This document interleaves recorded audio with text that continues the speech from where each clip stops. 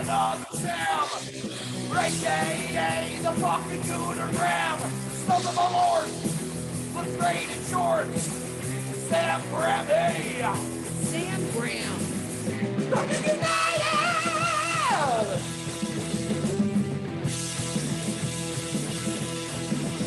Fucking United!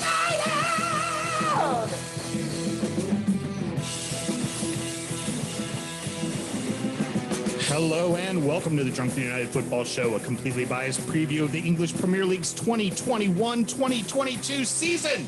That's a mouthful. Two common American schmucks. I'm your host, Sam Houston, and across the way from me is my co-host, Mr. Samuel Graham. Sammy, how you doing, brother? Happy to be back, my friend. Yeah, see? Professional. Got all that in. Yeah. One try. That's a mouthful, that. Yeah. 2021, 2022? Yeah, I made it work. Fuck that. Fucking Glad I don't professional. have to say it.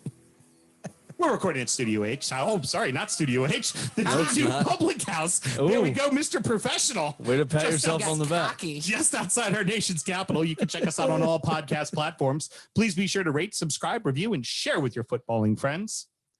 If you want to chat with us, there is many ways you can. Sam, tell the good people how they can get in touch. Same way you have for the last 3 years. We are at DU Football Show on all the social medias and dufootballshow@gmail.com to get in touch via email. Fabulous.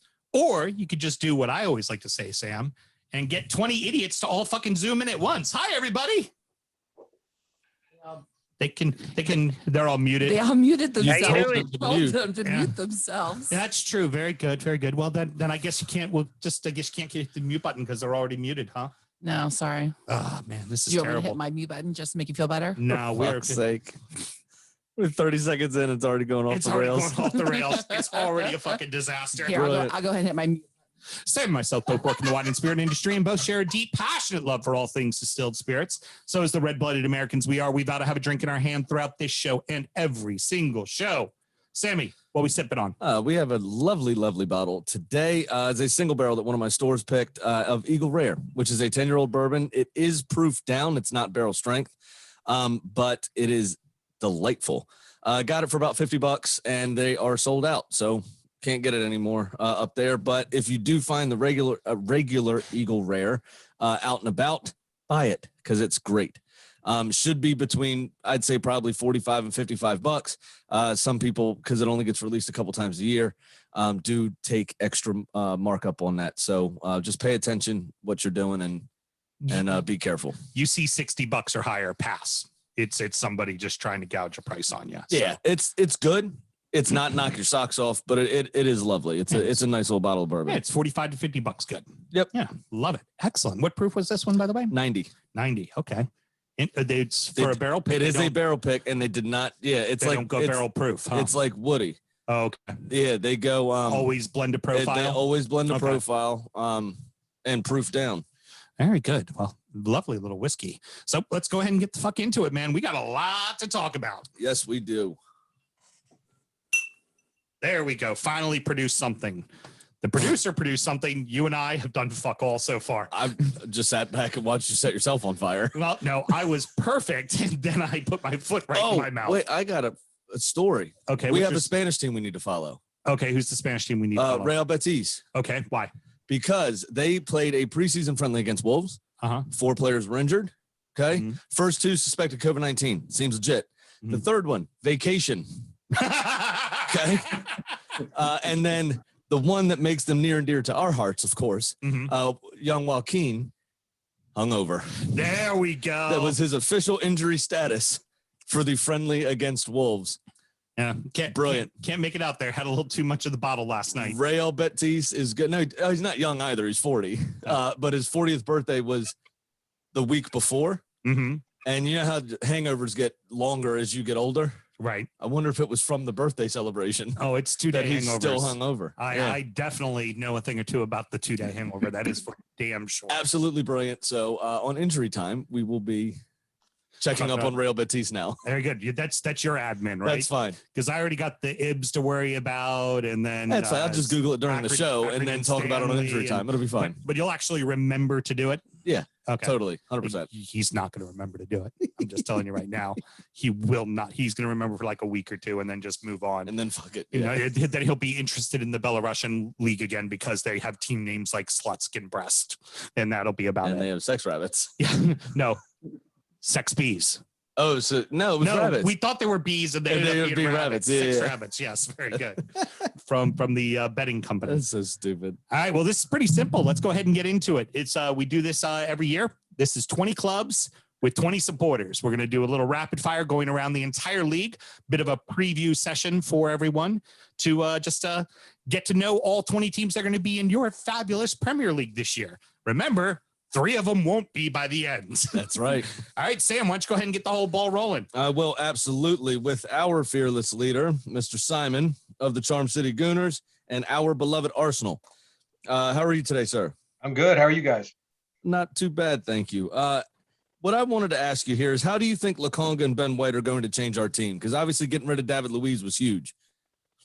Yeah, I actually think both are going to be really, really vital. Ben White, first and foremost, guys played one half for Arsenal, had some key saves yesterday, cleared a ball off the line against Chelsea. I think he's the center back that Arsenal has been missing for many years, and Arteta thinks the same thing. He's going to play on the right side. I think, assuming that Thomas Partey is not out for a long time, Ben White is the beginning of a much better and improved spine for Arsenal, that midfield spine, that center back spine that we've been missing for since really Patrick Vieira was roaming the field for Arsenal. Lukonga is a younger player. He's one for the future, but I think even if Granit Xhaka stays, Lukonga adds speed and athleticism and youth. Arsenal won't be pigeonholed into having somebody patrolling in front of the back line that can't really run, which is a problem when you get against some of the more creative and fast sides in the Premier League. So I think they're both going to be really, really important. I love both signings. Popular chatter is that Arsenal overpaid for Ben White. I don't think that's true. I think you have the English tax that you have to take account for. Of course. I don't think that the Varane comparison is fair. Varane is older, and his wages are going to be 2 or 3 times higher than Ben White. So Man United may end up paying more down the road for Varane than and he's what, 28, 29 as well. Yeah. And there are add-ons to that contract. You know, Real Madrid adds on when they of course shit. So I like both signings a lot, and I think they're both going to be really good. Awesome. Aubameyang obviously had a terrible time last year. Yeah. Do you think he'll be able to break out? We saw Nicola Pepe as well finish the season very strongly. Will he be able to continue that? And then, unfortunately, Thomas Partey injured himself against Gabe's Chelsea on Sunday. So we won't see him for the first minimum 12 weeks of the season. But all 3 were kind of wishy-washy last season at best. Do you think they'll live up to their potential at the same time this year and actually give us a fucking chance? If they do, we have a chance. Partey was hurt yesterday on a 2-footed tackle in preseason by Ruben Loftus-Cheek. Pretty dirty. Gabe Weigl. Hopefully he'll be back in a couple weeks. Aubameyang, you really can't have his year started great. He signed a massive extension. He became Arsenal's highest paid player. And then it went downhill for him. He didn't score the goals. Proposal? Yeah, right. He got malaria on international duty. His mother was terribly sick, who was very close to. Yeah, his mother was ill. He was out for COVID reasons or COVID isolation. So he couldn't have had much of a worse year, barring not having a major injury. I do think that he'll come back into form. He's such an explosive and lethal player. He is a little older, but having Smith Rowe and Saka on either side of him, Partey feeding him the ball. You mentioned Nicola Pepe. I think this is the year that Pepe finally comes good. I wish that Arteta would just pick a place on the field for the guy to play from. I think with Saka on the right wing, Pepe will play on the left side with Aubameyang or Lacazette in the middle. I think you'll really see the real Nico Pepe that we saw at Lille. Some of my French friends who follow Lille say that Pepe played best when he had space and room to run. It's harder to come by in the Premier League than it is in Ligue 1. It just is. Absolutely. Got guys on you and up your ass all the time. But I think Pepe is starting to figure out the game. He's a young guy. Apparently, he's a painfully shy guy. It took him a while to adjust to England and to the English game. But I do think that they both can come good. And I think if they do, Arsenal's going to score a lot of goals. All right, awesome. Sounds good. Mr. Graham, I have one question for you. Okay. Seeing that you guys had to pull out of the the Florida Cup, that was in Orlando that we won, by the way. Just want to let you know. Congratulations. The COVID Cup, yeah, no grade I six. I just want to know, how the hell do you guys manage to get yourself into a COVID crisis twice? Like, are y'all just like walking around North London licking doorknobs? Is that just how Arsenal players roll? Well, You got to be good at something, Houston. You got to be good at something, and we're apparently good at catching COVID. Yeah, little known fact: Arsenal fucks too. Yeah. Okay. How about that? You're COVID champions, boys and girls. Yeah. It's a trophy. It's a trophy. Want something? Put that on the DVD. That's right. We're not Tottenham. We're not No. Tottenham. There's no DVD coming out. Speaking of people injured in training games with two-footed tackles, did you see very quickly that Wayne Rooney injured one of his own midfielders because he decided to take part in a drill? Out for 12 weeks, that player. And he's the guy that was complaining that he couldn't field a team because he didn't have players. That's great. Fucking Good. brilliant. And a Good week job. after, he got in another cheating scandal. He was just pissed off about the pictures. Like, Yeah, that was his fourth time he's cheated on old Colleen there. It's terrible, isn't it? Colleen's just staying till the end because she knows there's a big payday. Yeah, exactly Don't right. care. At Don't this care. point, yeah. I mean, at fourth time, yeah, she's in. At least they were under 70 this time, though. Granny Shagger. All right. Simon, plug away, man. Yeah, I just want to say again, thank you guys for having me. It's a pleasure to do this. Hope to be back for some more pro Arsenal agenda this year. Want to plug three things. One, Charm City Gooners is the official Arsenal Supporters Club of Maryland. We meet at the Abbey in Federal Hill. We'll hope to resume in-person matches this fall. Craig Willinger Fund is a local soccer-based charity. We send kids and young adults with recovering from cancer, other serious illnesses to the soccer match of their dreams, with the resumption of in-person matches hopefully soon. We will we'll be able to send kids and young adults back.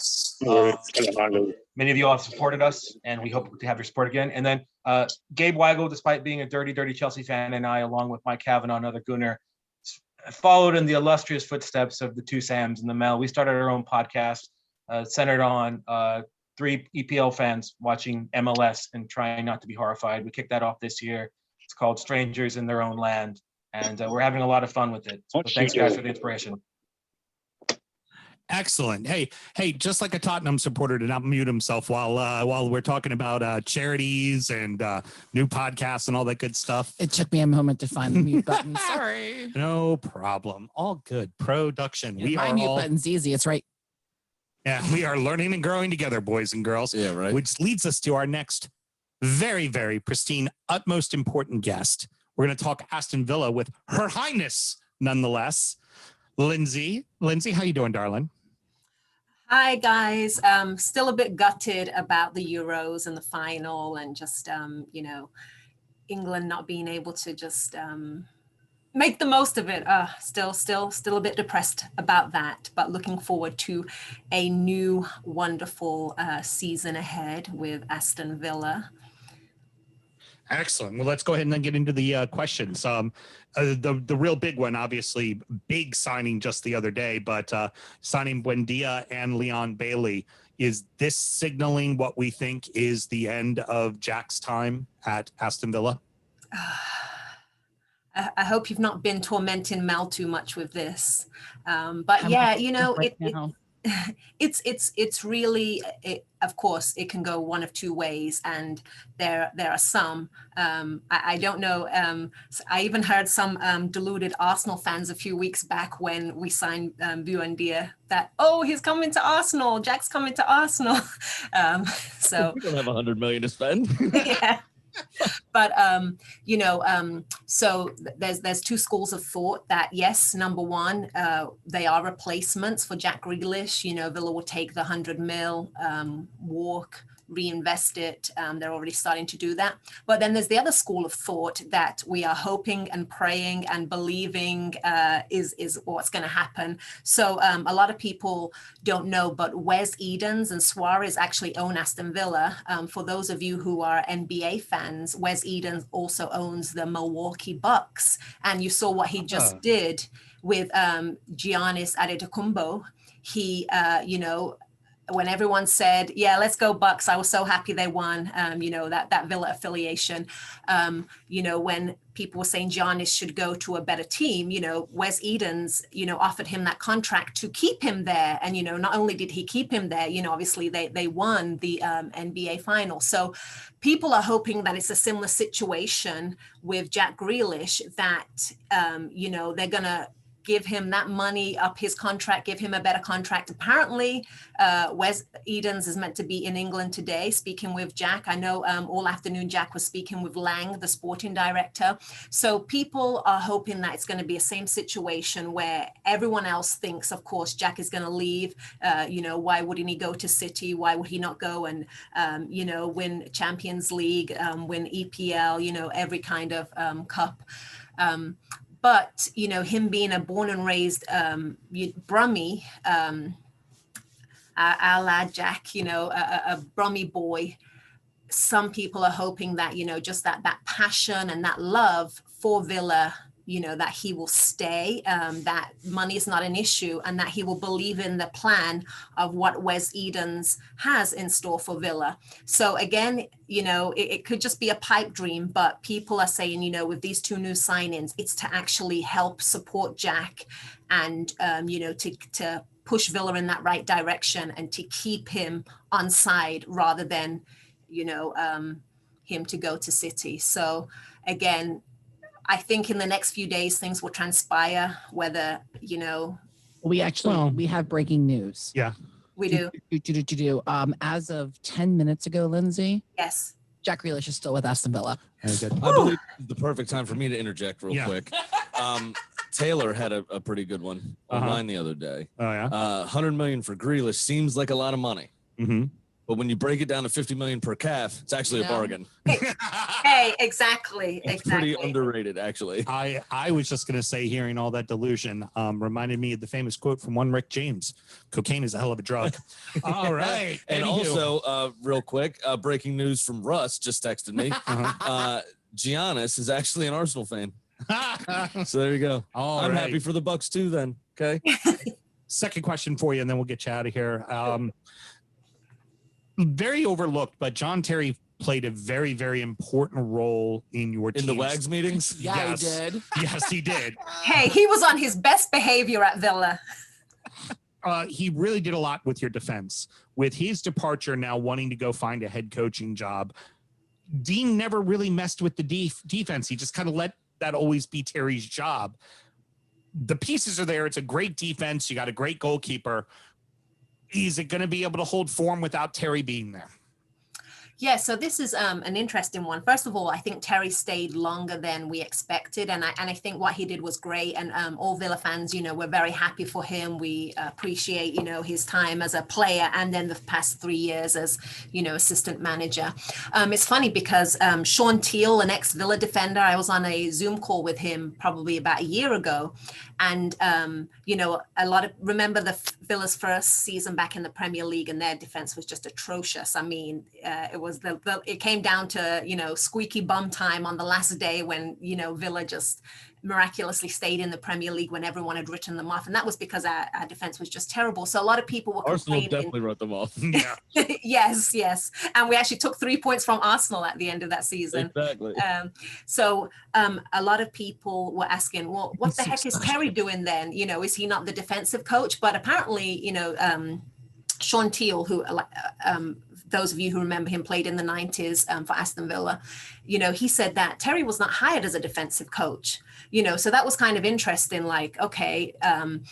But then last season, we saw a dramatic turnaround. Craig Shakespeare also came on. A lot of you know him and the great work that he's done. But people did say last season he did work with the defenders more. So I think he's going to be missed, but I think we'll be okay, because I think I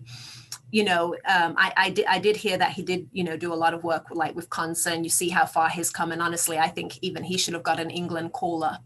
Matty Cash, Mel's boyfriend, Mel's bit on the side. Sorry, Sam. He's fucking dreamy. He's a damn fine looking man. It's hard to deny. As you famously say as well, less work for you. Exactly. You know what I call Matty Cash? What? Jakku. Jakku, heard. Lindsay, plug away. Where can people find like-minded Villa supporters? Hopefully we will be back at Fado's in Annapolis this season, and you can find Villa fans all over the United States of America. We have a great Lions Club. Every year we have a meetup in one of the US states, and hopefully Villa will be back next summer, or if not the summer after. And also Villa Villa have a great charity in Birmingham, Acorns charity, that they kind of raise money for children who need medical help back in Birmingham in England, and the Villa fans all around America do a lot of fundraising for that at our meetups and various things. So yeah, but it's great to be on the show as always. Thank you guys. Love what you guys are doing. It's great to see you, Mel. Nobody mute her, and great to see everyone else. And It's up the Villa. There's 2 villainistas in the room. Yeah. Just lucky you've got support. Right. All right, Sammy, take it along. Miss Jane, how are you today? Really good, thanks. Brentford Football Club, newly promoted, obviously, first time in the top flight for a very, very, very long time, and Yes. obviously first time in the Premier League. First question I've got for you is Ogochukwu Onyeka, Frank. Do us all a favor, mate. Put Frank on the shirt, will you? The Nigerian midfielder. What is he going to bring to the team? Is he going to be an upgrade to anything you already have?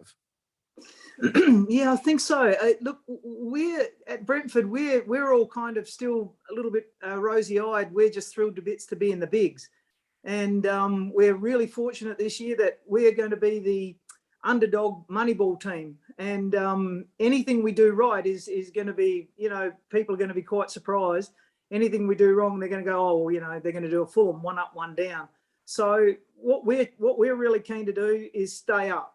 And I think Frank the Tank is going to beef up the midfield. He reminds me when I first came to London to work. I saw a lot of Chelsea games because I had a mate that knew Damien Duff, so we were lucky to get some tickets. And probably my favourite player would have been Frank Lampard, and Frank Onyeka reminds me of a bigger, kind of burlier Frank Lampard. He's competitive, he's fast, and he can score. And I think he's really going to beef up that midfield line. I think I said last time when we had a chat, the best thing about Brentford in the last half of the championship season was we had what I call the big feed going on. We're really fortunate to have a talented striker like Ivan Toney, and we had the big feed going on. There was Sergi Canos, there was Brian Mbeumo, there was Josh Da Silva, there was Ethan Pinnock. There was this big feed going on, and Tony nailed a lot of it, but he also fed in too. So I think Frank's going to be part of that big feed, and I'm hoping that's going to be enough to get us the goals and keep us up. Well, that actually leads me perfectly into the next question. I expected Brentford to spend a little bit of money this summer, in if nothing else, reinforcements. But it's been surprisingly quiet. I don't necessarily want them to go the Fulham route where they replace the entire team, but do you think this squad will be good enough to stay up? Well, I had a look at the transfer window, and everything that was in the hot gossip columns never came to be. What they end up doing is they end up pinching young Miles Harris from Chelsea, and who's a really talented young under-19 capped by England, and he's going to really give us some flying talent on the wings. They picked up Chris Ayer from Celtic, who was a midfielder that went defensive. And so, again, beefing up that big feed line from the back. And I had a bit of a look. I sort of had a look at our team in a different eye. And there's almost nobody that hasn't played international football being capped, whether it's Finland or Norway or Sweden or England or Spain. So actually, under the radar, we've got a lot of players, the majority of the team, that have played internationals and played at a competitive level above championship league. So I'm hoping that we're going to pop as a really pleasant surprise that no one was expecting. So I think, yes, I'm going to put my chops on the block early, and I'm going to say I like what we've got. I think given the opportunity to play in the bigs, I think we're either going to step up and be the big feed and we're going to score and Ivan Toney's going to do a Didier Drogba and get 30, or we're going to be the big flop and we're going to do a Fulham, and which I hope we don't do. But I've got some faith. Even when you have a look at Brentford B, you've got a lot of young capped internationals down there. Australia, young Lockie Brook from Adelaide United, our local team here in the Barossa Valley, about an hour south. Amazing how many women are involved. So, I'm hoping, yes, we've got the talent, and it wouldn't surprise me if we don't pick up somebody mid-season to beef up that line as well. We've got a lot of talent there, and I'm going with it. I'm going to say yes. I'm going with the underdogs. All right. That's awesome. It makes me a little nervous. Mm-hmm. I want you all to stay up. I love the injection of new blood into the Premier League. But it almost reminds me of Norwich to an extent. We're hedging all of their bets on Timo Pukki. I think if you can share goals around the team, I think you'll have a very good chance of staying up. If you're relying solely on one player, if he goes through 8-10 game slump, I think you'll be in trouble. So good luck to you. I hope that all works out. I really do. Is there any place you'd like to plug for like-minded Brentford supporters to find anything? Well, the club Twitter feed is actually the best for us remote followers. The Barossa Valley's only got one supporter that I'm aware of. That would be me. But my place is on 8 acres on the side of a hill, and it's been called the Hillside Bar and Grill for a long time. So I'm going to open up the Hillside Bar and Grill to any aspiring English Premier League supporters, and we're going to start following up here on the veranda. So, and under the radar, my pick is this one on the Isle of Isla. It's a blended whiskey. It's under the radar like we are, and it's a little bit of everything from Ardbeg, Bruichladdich, Bunnahabhain, Lagavulin. Everyone puts a bit in, and this is what the locals drink. So it's blended, but it's blended for some pretty nice stuff. So, great stuff. Happy days, and thanks for having us on the show. Excellent. Thank you. All right. So I'm up next now. We got our boy, actually, first guest host to ever sit in on the Drunken United Football Show, one Mr. Paul Dorsey. Paul, how you doing, brother? I'm doing well. Always an honor to be here. Hold on one second. We got some theme music to play for you real quick. Get my way downtown, walking fast. I'm a seagull. Go fuck yourself. That's it. From now on, whenever we talk about Brighton, that song's getting played every single time. I can now be stuck in my head all season long.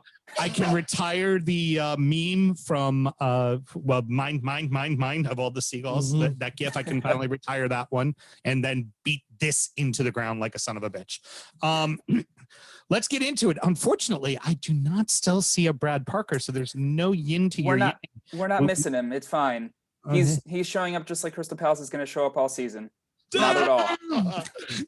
Just still one of the best episodes we ever had. In studio, we had Brad and Paul sharing a microphone, just throwing shade the entire hour. It was absolutely fantastic. So let's get into it. Been a couple of years now with Graham Potter, and there's a lot of good things you see in Brighton as far as attacking goes, but then there's a lot of bad. You see a lot of leads given away, and just it doesn't always seem to work. Is this the season it finally clicks? I sure hope so.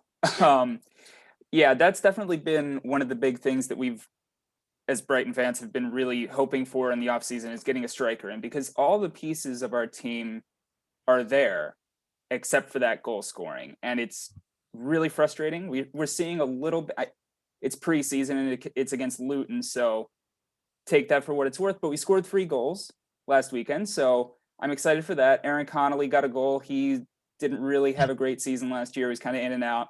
And then Neil Maupay obviously is kind of our big striker at the moment. Hopefully we can get somebody else in, but He's by his God-given name, make less. This just in. You got 2 minutes before Palace decides to show up.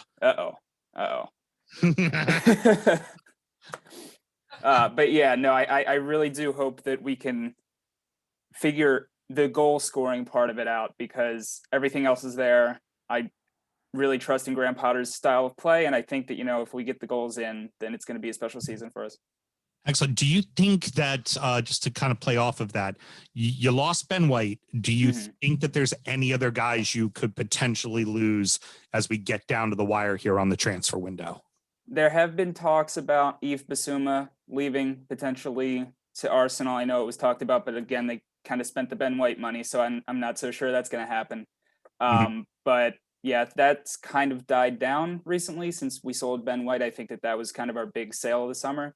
Right. But other than that, it seems like the squad's pretty set in terms of departures coming in. Obviously, hopefully a striker at some point. We've been linked with some other players, but I don't really see anybody else leaving unless it's somebody who hasn't really been playing anyway. Leads me into my final question here. And with Enoch Mpu coming in, is he going to be that next under the radar guy that everybody looks at and goes, oh shit, why didn't we sign him? Kind of like, how Trossard's had up and down, but you look at it, see that great young talent that just kind of sneaks under the radar and ends up at Brighton. Do you think that he's going to be one of those kind of players? Yeah, I definitely think so. He's really exciting. First 2 games we've seen him in, he scored a goal against Luton, and he just really looks like he fits in perfectly with the system. And especially, even if Bissouma does leave, he could fill in that role. If he doesn't leave, then we have, 2 players who can really boss the midfield and get us toward, potentially getting a goal. Whether or not we actually score is another question, but having that ball in the midfield, making sure that we can, keep the possession up and keep our style of play going, I think that he really fits in well. Obviously we go for a lot of under the radar signings, so it's not going to be anything like, spending 50 million pounds on God only knows who, but, getting those players in who fit the system and then, can get us toward, where we need to be. And especially, trying to get those goals in. And I think he can really help out with that. Excellent. All right. Plug away. Tell everybody where they can find like-minded seagulls. Yeah, definitely. So I run Stateside Seagulls on Twitter and Instagram. It's BHAFC Stateside for anybody who is in the United States who wants to be or is a Brighton fan. We also are starting to maybe potentially, depending on COVID, have some meetups at McGurk's in Federal Hill. So if you're in Baltimore, definitely hang out with us at McGurk's. And then we have watch parties and supporters groups all across the United States. So if you're in New York, Chicago, Tulsa, LA, you're going to find people there. Excellent. Mel, if you would please, just one more time. Get my way downtown, walking fast. I'm a seagull. Go fuck yourself. Just makes me happy inside to Love hear it. I love it. Getting you a TikTok was scarier than getting my daughter a TikTok. I can't tell you how many times I wake up after a night of drinking and have text messages to TikTok links from this guy. You too? It's fucking ridiculous. No. Y'all need to know. And then I love the group text. Mel, need this clip for the show. When we get to Alan and I are brethren in the TikTok. We just send stuff to each. Y'all don't know about Helen Cumlicker. You just don't know. You don't know. Excuse me? You don't know about Uncle Roger. You don't know about nothing. Okay. I'm okay with all of that. And you don't know how to be mad elegant either. Okay. I'm just telling you that right now. Sam, take it away. I don't even know where we are. Burnley. Finally, Burnley. Fuck, we've got somebody. I know. Holy shit. We found the one American that supports Burnley. I like to refer to them as the Great Depression Club because they do so much and so little. Mr. Brett, how are you, sir? I'm doing great. Glad to be here in the flesh. That little bit of resurrection. Here I am. Look at this. I exist. You know I'm what? the unicorn you've been When a waiting phoenix for. rises from the ashes, it usually comes back as another phoenix. This one, it's like wings are clipped. It's like a lame cuckoo bird, It's like the girl dodo from bird. Yeah. Fallen, or the Grudge. We just had to be patient to find the right person. That's perfect. All right, buddy. So let's see. In typical Burnley fashion, of course, there is not much activity going on in the signings situation. Do you think that Sean Dyche will be able to keep a seemingly stale team on side this season? I know the likes of Tarkowski have wanted to leave. I know a few others. McNeil, I heard, was being sold. I heard Sean Dyche was at kind of odds with the board a bit, may have fallen out with a few players. Do you think that they'll be the same force that they have been? You know what? I'm just absolutely buzzing. And especially this whole rise like a phoenix, come out like, some horror film monster, right? We've spent 12 times what we spent in the past 2 transfer windows. So 12 quid. Yeah, that's right. 12 million quid. That's right. So we're feeling great over here, and we're cooking in Burnley standards. I absolutely think we'll stay up. I think Dyche can do it. We bought Collins from Stoke. That's our favorite supermarket to grab players. So we've done it again, and I think he's a great backup, a great fill-in for Tarkowski when he suddenly gets an "oh, my toe hurts" at the beginning of the season, hopefully forcing a move or something like that. But we're quite solid at the back. We have only one right-sided midfield player. So I'm thinking absolutely we'll stay up. We'll get over the line. That's no problem, as long as we make at least one more midfield signing. Otherwise, we only have 2 recognized wide midfield players for the entire squad. So that's really the thing. We absolutely need to. And we've got a number of signings that they say are in the works, possibly Ainsley Maitland-Niles, which would be a mind-blowing signing for someone like Burnley. Also Maxwell Cornet from Olympique Lyonnais, which, that beautiful goal he scored against Man City in the Champions League, right? Putting someone like that with pace, right? We're crying out for pace. They call us old donkeys, when they play us, anyone plays us. So unfortunately, we need someone that can move like McNeil can. He's got that beautiful left foot. He can attack, he can score, he can create out of nothing. We need something like that. I gotcha. You talked a lot about staying up, obviously. Is that what success will be for Burnley this season? I know, what was it, 2-3 years ago, we were all talking about pushing on for the European places, essentially by keeping it airtight at the back. I think you started that season with a 3-0 win at Chelsea, and then after that didn't score more than 1 goal in a game, except for 2 or 3 times. So what will success actually look like for Burnley this season? Yeah, we're definitely going to have to score goals. If Chris Wood could find his shooting boots early, I think we'll be doing great, right? There's only like a handful of strikers in the league that score plus 10 goals every season, and it's up there with like Kane and Abba and all kinds of stuff. But success for Burnley. Remember too, a Burnley 10 is like a Manchester City 30, right? Well, that's fair, absolutely. Especially when it comes from somebody who can't tie his own shoes like Chris Wood. Hey, watch out! Let's go. His eyes are too close together, and he looks like an idiot. That's all I'm saying. Hey, he can score goals. That's all. I don't care. He does look kind of funny. I love Chris is like a great player. He does look a little funny, but I think success for Burnley, if we make 2 or 3 wide signings, right, absolutely has to be over 12, right? Has to be over the 12th place.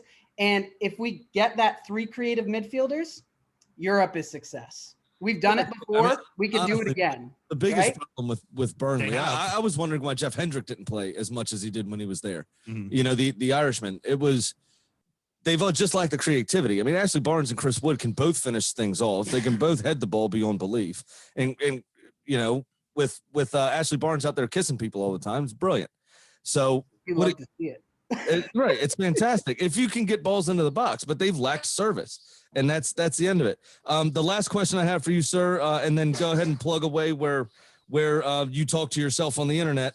Does Sean Dyche make it through this season? Because like I said, we've heard rumors, right? The rumor mill is going. that he's fallen out with some players. He's fallen out with the board. Does he make it through the season? Well, we do have new owners. ALK Capital came in, so we have American owners, which is absolutely wild. And we signed someone in June, so the sky is falling, hell is frozen over. Hold on, I'm sorry. AOK? ALK. Oh. ALK. I thought he said AOK. Everything. That sounds like some terrible supermarket bought us. Yeah.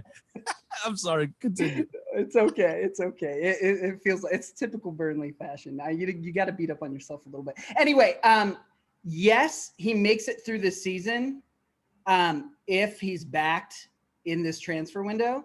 And I can't see him being terminated in any way, shape, or form. Sean Dyche is Burnley Football Club. I mean, that is underlined, bolded. That's the truth. But I bet if he's not backed and we're in the relegation places by Christmas, he walks.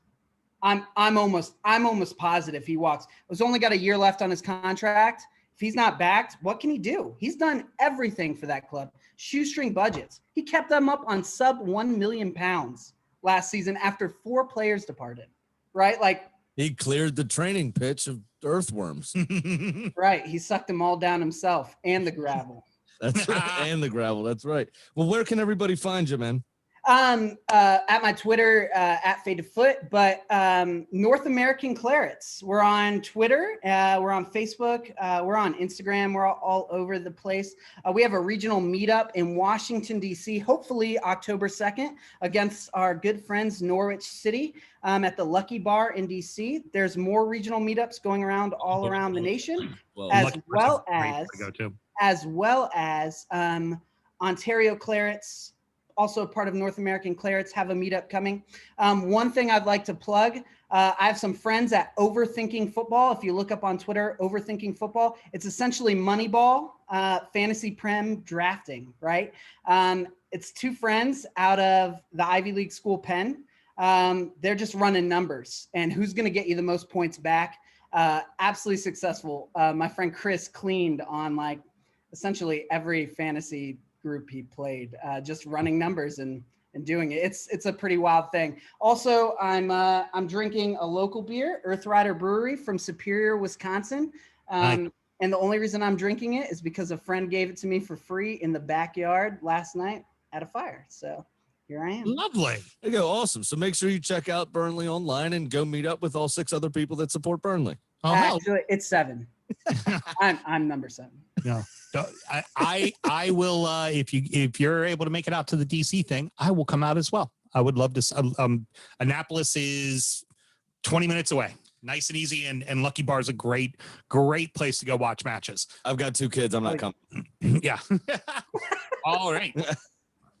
Let's get into the next one. We got to keep this rolling because this is going to be a 3-hour show like it normally is every year. All right, Chelsea. Allow us to welcome back the largest ego in the room because they won a Champions League. Many would largest say, ego on the Zoom. I'm still sitting here, bro. Okay? I would say, I mean, they won a trophy last year, unlike you. Did the show last year, was fantastic. He's already plugged his podcast with Simon, but of course we'll mention it again. Strangers in Their Own Land, the MLS podcast. We got our boy Gabe. Absolutely, man. I'm doing great. Chelsea somehow won the Champions League. I'm still not sure how. To be really honest, as a Chelsea fan, it's 2 words: City lost. And Conte can win a trophy for anyone. Olympics, put him in gymnastics. He's going to win you a gold. Like the man is. What's really funny is it was because he can't score himself. It was the movement of Timo Werner. That's what won them the Champions League. The movement of Timo Werner can do a lot of things, my friend. Not on and off the pitch. Let me tell you. So he misses off the pitch too. That's absolutely. He's lost a lot in London, just wandering, but quickly. He's got a nice pace about him. All right. Let's get right into it. You've got pieces, right? There's no doubt about it. This is a club. If you need something, it will get bought, right? Yes. Got to murder a few people allegedly along the way. Roman will do what Roman's going to do, but the pieces will be there. The manager gets you the Champions League. Yep. can this all translate to winning the Prem? I mean, yes. I mean, it's they won the Champions League, so why can't you win the Prem? You know, it really. I mean, it comes down to Marina works in mysterious ways. She right now we're working on there's lots of rumor about Holland. I'm not sure if that gets done, to be really honest. It's late in the game, but Borussia Dortmund plays a hard bargain. We'll see what happens. And then the one thing I'm hoping really gets done is the Jules Koundé with Sevilla, their center back. There's a lot of rumors about that. I'm more confident in that happening than the Holland piece. But he would be really nice to add to our defense. We've got Ashby, you've got Silva, and you've got Rudiger back there. To get a young 22-year-old that has a lot of potential at Sevilla, it really could to learn on the tutelage of those guys and kind of bring them up. And up through could be a nice piece for us. Mm-hmm. You know, and last year was really interesting. All the competition that's in our midfield with Havertz, Werner, Pulisic, Mount, Loftus-Cheek, Adoy, George, and that group all competing with each other. We bear the fruits of it. I'm really interested if Ziyech is around by the end of the season. He really struggled with the Premier League last year. I worried about his physicality on the last show, and it showed. Like, he didn't have as much space, and he got lost in some games. So it'll be kind of interesting to see where kind of the forwards kind of line out. When you think about it too, with your young mid, I can tell you where Timo Werner's going to line out, and it's offsides. Yeah. Or on his knees with the head in the ground because he just put it in Rose said. Yeah. Absolutely. No, and he didn't do himself any favors in the Euros either. He looked much of the same, unfortunately. So I was kind of hoping for a little bit of better showing there. And you know, it's tough. And even with Timo Werner being off kilter there, we still won the Champions League. So it's pretty amazing. So even if he's a little bit more in form, we'll just win the league and the Champions League again. All right. So leading into the next one, Chelsea famously does not suffer bullshit from its managers. No. Thomas Tuchel does not suffer bullshit from clubs. Yep. How is this going to fucking work? I don't know. It's amazing that it worked last year, to be honest. Signed him up for 18 months to begin with, I think. It just feels like the first sign of trouble, they'll cut loose, and they probably shouldn't. I thought you were going to say because it's allegedly. Yeah. Well, they loved Frank Lampard. He even got a personal note for Roman when they fired him. Thanks, Dick. Yeah, he got a nice personal note. He usually doesn't speak to people. I can't believe that. Hey, by the way, you're fired. Exactly. Parting gift. But we love you, Frank. But honestly, if you think about it, all the people it's not bad to be fired by Chelsea. I mean, Sarri got to go to Juventus. Conte just won the Serie A. Mourinho somehow ruins a bunch of clubs and still gets work. Benitez, Newcastle loves him. You got Matteo Ancelotti. I mean, getting fired by Chelsea, your career is still ahead of you. Hey, Ancelotti. Shh, shut your mouth. Too fucking soon. Too soon. He's a lovely Italian joke. But I'm just saying, he's doing that thing where he laughs and cries at the same time. Yeah, I can see it. It was coming over on Zoom, but I can see it here. I just feel good because I know Ryan's crying right now too. Honestly, I feel really good about Chelsea if they could get a couple of signings. But I mean, their wing backs with Chilwell and Reece. I mean, we're really deep. There's no reason why this team can't win. I mean, I don't have to do a bunch of research to make myself feel better about my player, Simon. So I just, the proof is in the pudding. Love it. All right, Gabe, plug away. Absolutely. So of course, I'm a part of Charm City in America with the Blues, the Charm City Blues, and we meet at Solancha and Fells Point in Baltimore. So feel free to hop online and sign up for that if you're a new blue to the area. There's a big group of us there.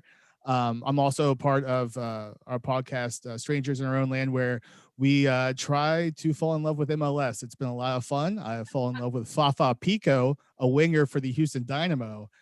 So it's a lot of fun. We're not that educated about the MLS, so don't expect in depth. It's just us trying to figure it out. And, hopefully, good news. We're not very educated about the Premier League, and we've been for 4 fucking years. Listen, if you would like some advice from an award-winning podcast, absolutely, We'll talk to Mel.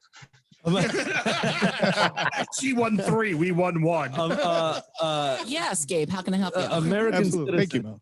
Okay, American citizens love a train wreck. So just enter Miami segment every week, and you'll be fine. It'll be good.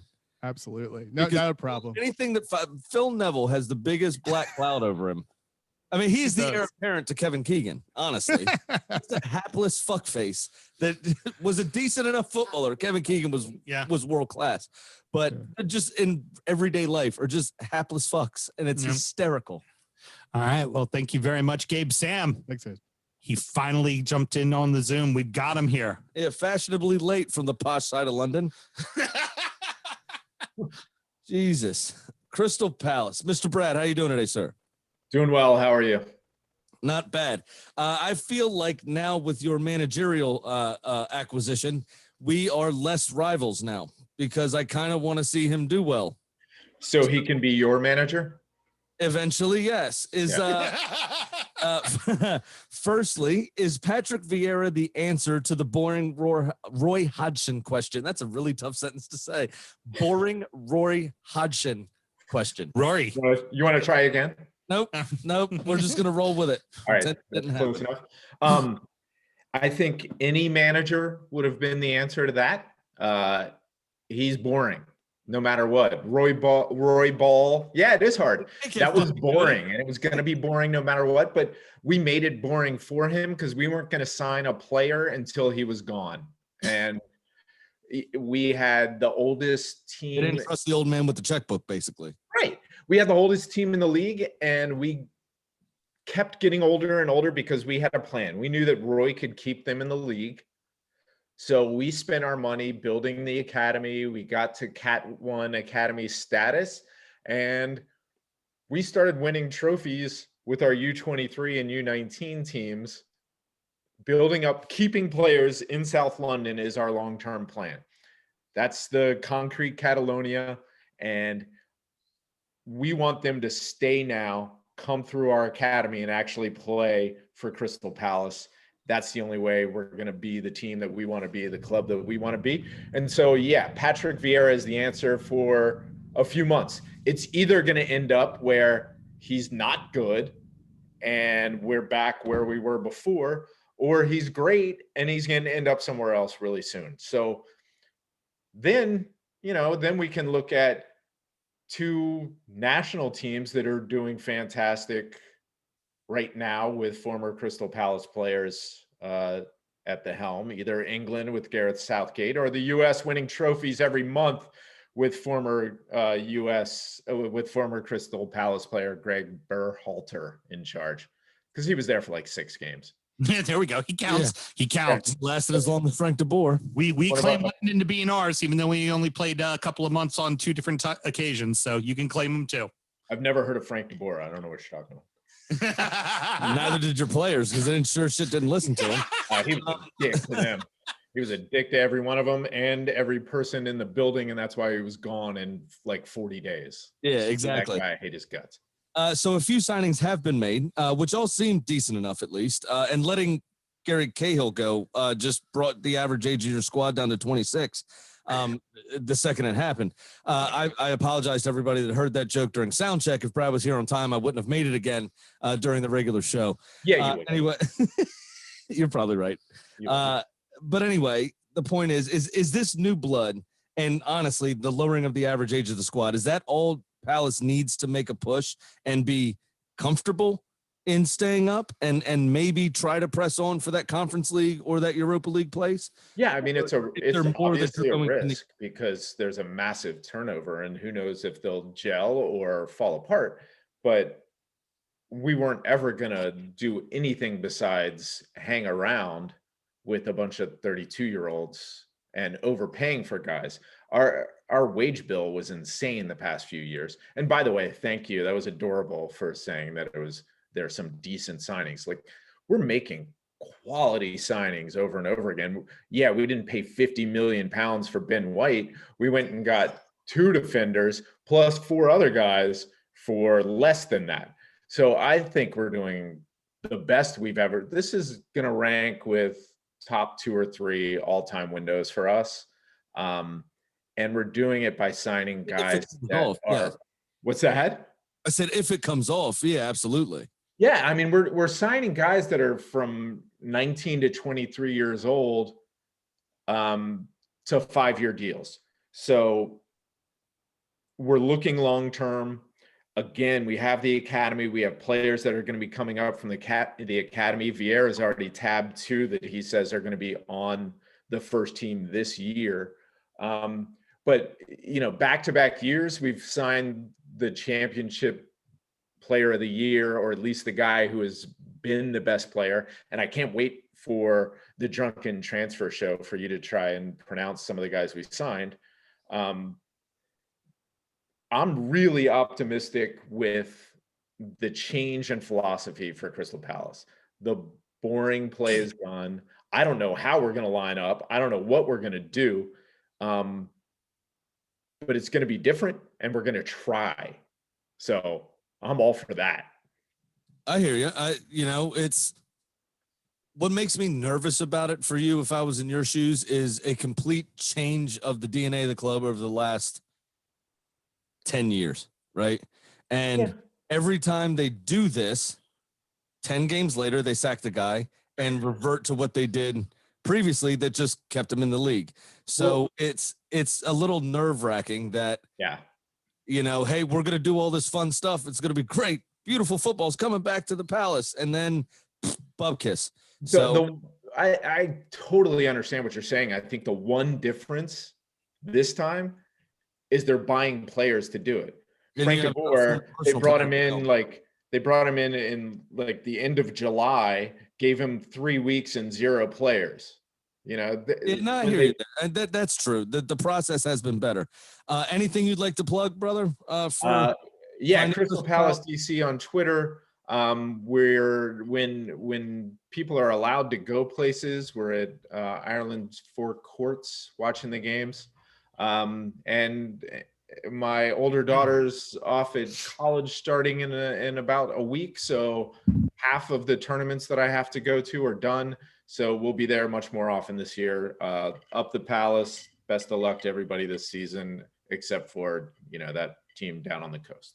I was about to say, Paul's here. Would Same you like to you. a few kind words to Paul? He knows what happens. I mean, it's 40 plus years. They've finished above us twice, and one of those 2 times we beat them in the playoffs. So I mean, it's what we all say: fuck the Merseyside derby, fuck the North London derby. It's the El Gawico. I mean, we know that's where the bread is buttered in the Premier League. We know where the face of the Premier League in the U.S. where her for now. Wait until next year when you're not there. Rebecca Lowe's. Finish above us once, and then you can talk. See you later, Paul. Between Jan, Rebecca Lowe, and now Patrick Vieira managing the club, I may have a soft spot for Palace. You may have a soft spot. We're everyone's second club. That's what we're known for. Go watch the Amazon documentary too. It's awesome. Excuse me, that's Leighton Orient, sir. Okay? Everyone's second club is the O's. Yeah, come on, you O's. All right, let's get into it. The part of the show that I personally am very excited to talk about. Got good friend, host of the American Toffee podcast, one Mr. Ryan Williams, joining us today. Ryan, how you doing, brother? I'm all right. Your first question, you totally loaded it. I mean, it's what's the plan when you know there's not a great plan? Okay, I mean, are we Brighton? No. You stole my fucking retort. God damn it. Sorry, I blew it. We should have coordinated this up front, man. That's queued you up. Well, I also loved right off the jump with when you were talking with Brent with Burnley. I hear him talking about the analytic pool, and I just see Ryan drooling, going, "Where do I sign up? When do I do this? Analytics, yes." Yeah, I see my reputation has preceded me. Yep, that's right. Well, it's like I said, get right into it. Rip the Band-Aid off. Carlo, go bye-bye. Hurt all our feelings. Rafa's now our manager. What the fuck are we supposed to be doing now? Yeah, I mean, look, I think the goal's still the same. I mean, I'm sure we're still shooting for European spots, but ultimately hope is not a strategy. I mean, look, I think some people think it's not going to be that significant just because we defended a lot last year in the second half. I think that's insane. I think it's a massive difference from man management, not Rafa's strong suit, to tactics. And look, I mean, Rafa's counterattack and low blocks very different than what Carlo was doing. That being said, I mean, I do think some of it, I wasn't a massive fan of Benitez's hiring, but some of it, like his obsessive organization, the orchestration kind of on his counter, I think it'll be welcome. And I think it's good for still a team with a lot of young players. And I was happy what I saw in Florida. I was at the last 2 games, Florida Cup. Don't say we haven't won a trophy. Won something. Yeah, Hey. I know. Hey, take it. You got to take it, Sam. But yeah, I mean, I think what I saw him do, I was pretty happy about. They played a higher line. I was surprised about that. You didn't just play his typical 4-2-3-1, which he's going to start off with. And I saw him mess around with a 4-4-2 in defense. That was a surprise, and even a 4-3-3 in the last day. So, but look, his number one goal, Rafael Benitez, plan or no plan, is he's got to keep the existing talent. That's got to be number one. Right. Yeah, absolutely. Because Hey, there was an careful. investment. Don't use his full government. Oh wait, he don't work for Mike Ashley anymore. So yeah, it's okay. it's We don't fine. have to worry about it. It's actually got nice ownership that'll help him grow and develop a little. So it's not Mike Ashley. Don't worry. Well, no help never Rafa ending grow and develop a little. No never ending You better be possibles. No puking in a fireplace. It'll be all okay. Okay. You better be careful because I could see Alan rocking in his chair I right know. now. It's like, I'm trying not to look at the Zoom screen.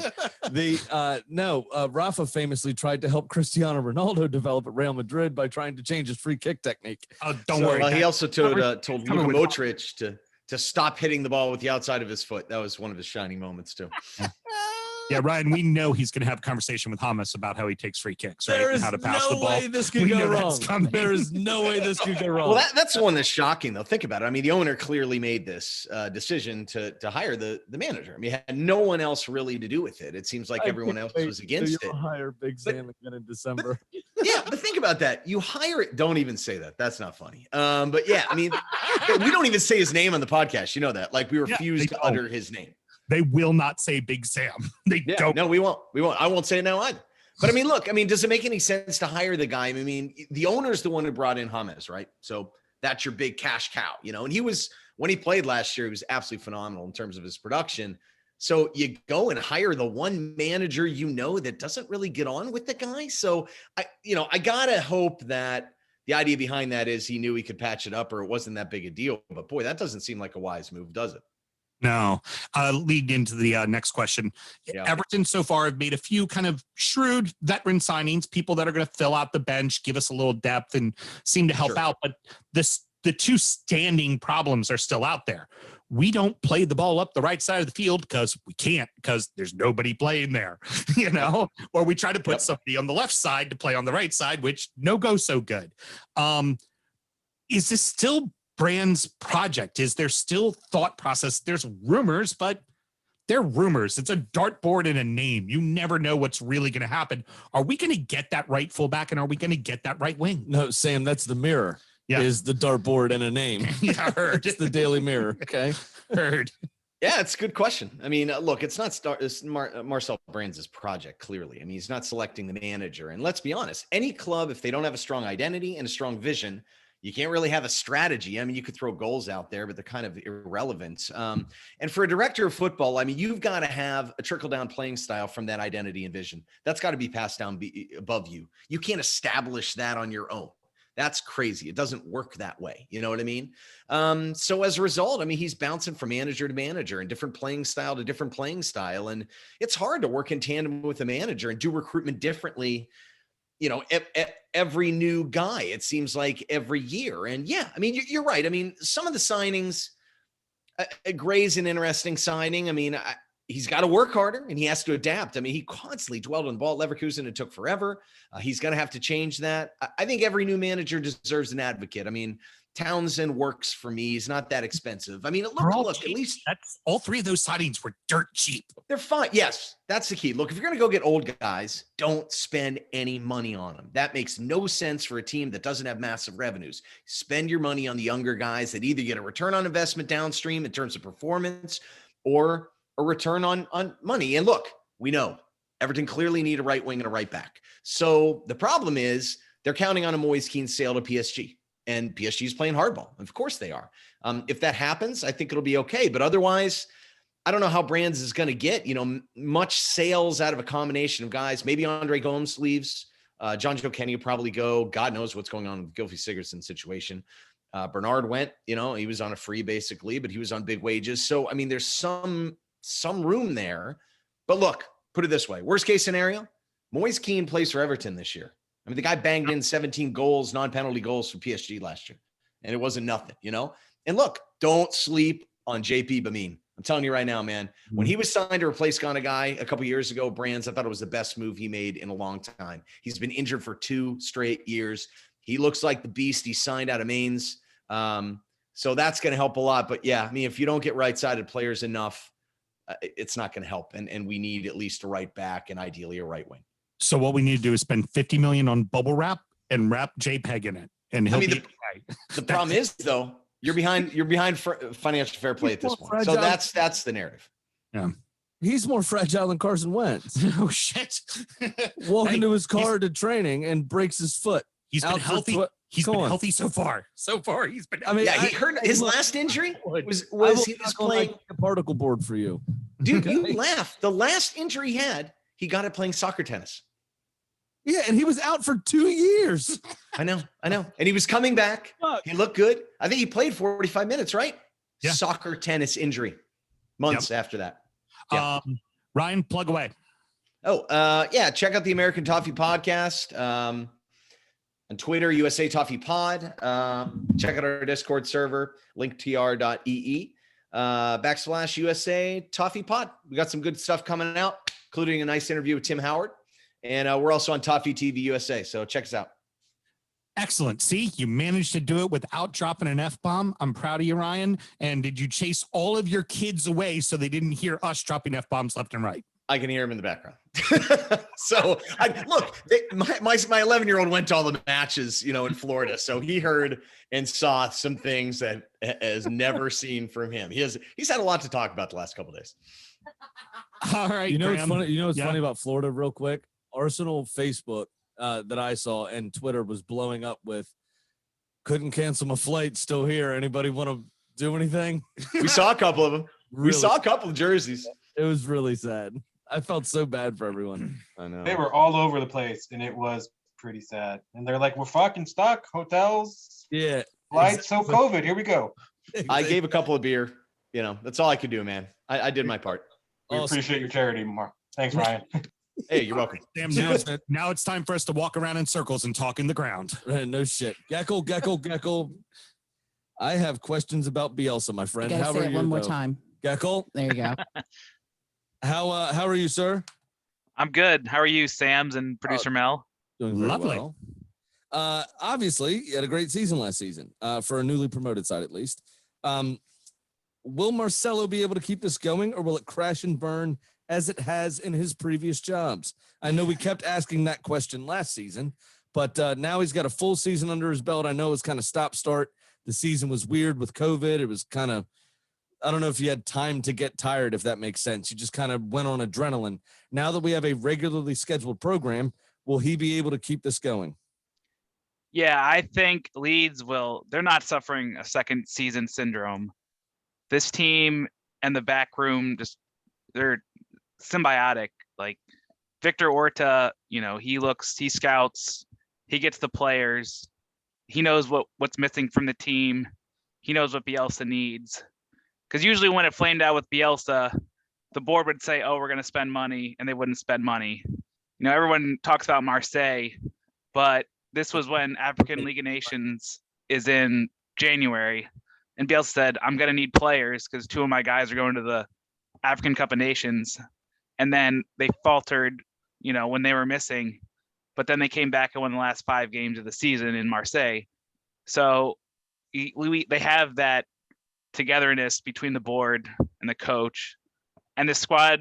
The core has been together. This will be their 4th season with Bielsa. So, I mean, they've got everything working. So I don't see this is the longest he's been in a job for a while. Yes, It's actually the longest he's been in any club. it's also the most physio tables they've gone through in that same length of time. I would say that his naked body has laid on in the dark due to COVID restrictions. Yeah. But he says, I need more physio tables. The board gives it to him because they're like, you I know what know. you're doing, and They we're need to buy a new shooting one to every get up time they there. lose because he lays on it naked. Yeah. All right. Well, locking up Jack Harrison on a permanent was massive. And famously, Bielsa likes a small squad with not a lot of rotation. Where do the other new boys fit in? Obviously, Jack Harrison was there last season on loan. Where do the other new boys fit in? And if they do fit in, really, who gets dropped, if anyone, in those positions? Yeah, so I think they've made about 5 or 6 signings this year, and 4 of them are really for the U23s. So I doubt we're going to see them until at least halfway through the season, and then probably only Lewis Bate from Chelsea, who's an English youth international and he's got a big pedigree. You know, Chelsea fans were sad to see him go. But the main signing is Junior Firpo from Barcelona. And before that, Sam Graham's boys, Real Betis, who I just learned was Sam Graham's boys. I found that out today too. But so he's a left back, and so Alioski was a free agent. They tried to re-sign him, and he went to Saudi Arabia. But I think Firpo projects a lot like Gianni Alioski, like not a great on-ball defender, but really fit. Will just bomb up and down the wing. Because at Barcelona he didn't play much because Jordi Alba's the left back. You're not taking Jordi Alba's place. So they spent, I believe it was 13 million pounds. So I mean it's not nothing, but also if it doesn't pan out, it's not going to ruin the squad. I mean, in football terms, it is nothing. 13 quid is pocket change. Exactly. Yeah. And in terms, yeah. So they played Real Betis Saturday, and they had a really nice interchange on the left with Dallas, Harrison, and Firpo put in a one-time cross for Bamford to head in. So I'm all in on Junior Firpo at left back. All right, there you go. Where can everyone find you and or Leeds on the old interwebs, my friend? So my Twitter is DPG124. I don't do a ton of tweeting, but I'll retweet the DU Football Show Twitter. And then there's LU Americas on Twitter, which isn't super active, but the Leeds United Americas Facebook is active. And so we're 38% owned by the 49ers investment group. So they're really trying to kind of expand the US fan base. They've worked on improving the club shop. JD Sports is in America, which I just learned. There's one in the Christiana Mall, so they're going to sell the Leeds jerseys at JD Sports stores. So if you're heading up 95 and you want some tax-free shopping at JD's, pick up a Leeds kit. And then American Outlaws Baltimore. I'm on the board. So we've got 3 qualifiers the first week of September, the 2nd, the 5th, and the 8th. So if you're in the area, come out to Diamondback Brewing Company in Locust Point. If you say you know the Sam's or DU Football Show, I'll buy you a beer. Love it. Hey, there you go. Money where the mouth is. I like that. The other thing, Americans also love a dickhead club. Is Simon still here? Because he supports the Cowboys. Yeah. So it's true. We're a bunch of dickheads. I had to get it in. Thank you. What's the name of your team? I do too. All of Simon's teams are dickheads. Hopefully not a name. I wanted to say exactly what it is. I like the Washington football team. What the fuck? Yeah, it sounds great. The WTF. I don't want it to have. If you've supported what I've supported for the last 35 years, yeah. I mean, it's no coincidence you guys made the playoffs last year when you didn't have a name. It's the bad mojo. Yeah, it's gone. It's done. Fair enough. Yeah. What's your excuse? I remember being born on a lovely day, December 31st, 1972, when Billy Kilmer and the Over the Hill. You were born in 72? Jesus Christ! Out of the Dallas Cowboys to go to the Super Bowl that year. You're a fuck. Be quiet. All right, shut up, old man. Let's move into the next one. This is actually for me with all the clubs. This is the one that is the most interesting to me because it's Leicester's on the cusp, right? And they've made some interesting signings. They're on the brink. I'm glad to have Mark back again, and I know Mark regularly contributes to multiple sources within the Leicester Football Club. And Mark, it's great to have you back. And this is it's such an interesting club. These last 2 seasons have been so weird. Yeah. Well, I mean, that's not a question, mate. I know. I'm just saying it. It's just a statement. It's like they're going to be the Champions League. They're going to be the Champions League. No, they're not. How's he supposed to respond to that? It's odd. I'm sorry. I know. Professional. Actually, you know what, Mark? I will go ahead and lead in with a question since my co-host pointed it out to me that I did this not. is weird. Hey, Mel, do you want to ask a question? So, you know how to do these things, right? You win awards. I'm curious how to keep Jim Vardy out of my fucking backyard because he's been by every night since we've been home. Oh yeah, he's been fucking with Kitty. Yep, with Kitty the chicken. I would like to know what the secret of that is. So with these past 2 seasons, with losing on the final day and missing out on Champions League, is the attitude of the club and the fan base we're really close or we're missing out? We're missing an opportunity.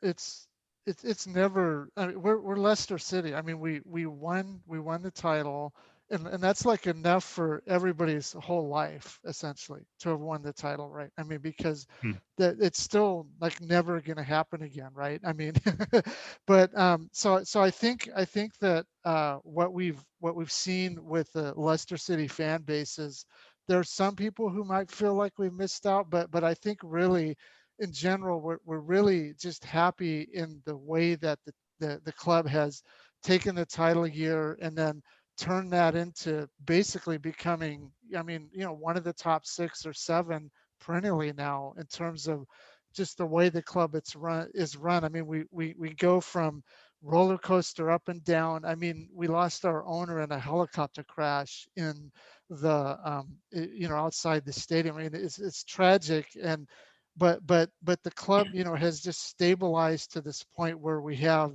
good signings continually coming in. We never overspend. We seem to get good signings over and over again, and we're at the point now where you can't say to Leicester City like, we're going to buy your best player unless they want to sell them. It doesn't matter who you are. You're not going to be able to come in and get our best player from us unless we're ready to sell them, and then we're not selling them for anything less than near record kind of sales. So I mean the club is just they're established at the point where they should be considered at least in that top 6 discussion every single year right now. Long may that continue for us. Excellent. Now, do you think, because one of the major things that's really kind of hurt the club in these past 2 seasons was depth? Now everybody gets injuries. Last season was insane. Everyone saw a ton of injuries, and trust me, we'll hear from the next one that's going to talk about all the horrible things that happened to their club and the war crimes that are against Jordan Pickford and all that kind of shit. But anywho, do you feel I thought like you were also talking about Newcastle? Yeah, do you feel like Leicester is making enough signings and the right signings to add depth to this squad so that doesn't happen a third time?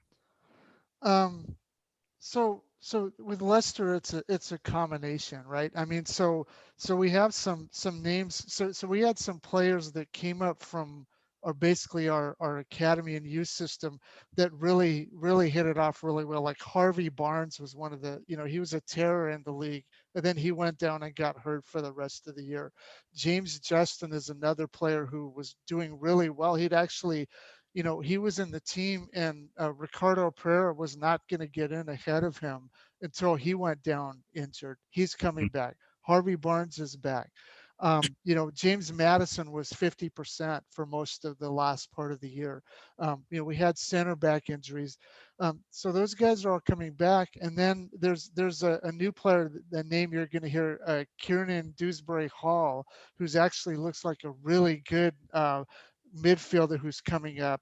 So the signings they've made, they basically added some who they keep trying to find the next Vardy. I don't know if there ever will be another Vardy, but they signed Paxton Daka from Red Bull Salzburg, who looks like he's got the speed. If he's got the positioning and the finishing, he could start to take over that. And then they signed a Buba Sumari for the midfield. You know, he's got a passel of good midfielders.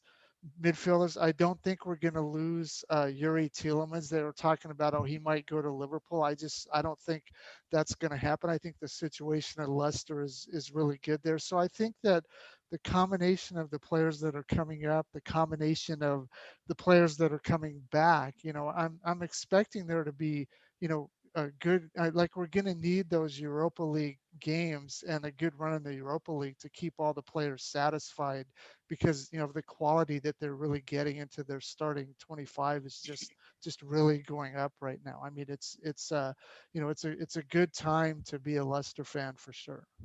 Hey, Sam, I know you talked with a certain feathered friend in the backyard. There's some rumors going on, I heard, with some investments being made.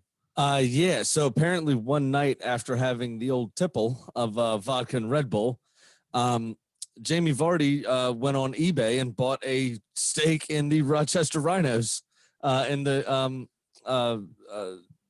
USL. I couldn't remember the league. Yeah, he did. Yeah. I would say it's to allegedly be closer to a certain Kitty the Chicken. I think that's probably true as well. I think he wants to stake some roots in the America. Brad said it's not true. It was Colleen Rooney's account. Oh, okay. There's a lot of America love by Christian Fuchs actually came in, and he's at Charlotte now. So and he always said he wanted to become a kicker in the NFL after he left. So yeah, absolutely. I tell you what, he was the Italy Austria game from the Euros, which was one of the best games of the tournament. That was fantastic. That game was fucking awesome. Christian Fuchs was fantastic on the desk. He was really good. He really was. Just one of them. It's like, wow, he was really fucking good. Literally, I mean, the whole thing for Christian Fuchs is like, are we ever going to see him score a goal? Everybody wanted him to get that goal for Leicester because he never was able to. Or maybe he did, actually. I don't actually remember. I know for the longest time he was trying to get one, but never did. Mark, anything you need to plug? Where can like-minded Leicester fans hang out? So there's I haven't been involved in it, but there is a US Foxes podcast that is now dedicated to US Foxes fans. And then I always plug the New York Foxes, Jason and those guys at the New York Foxes.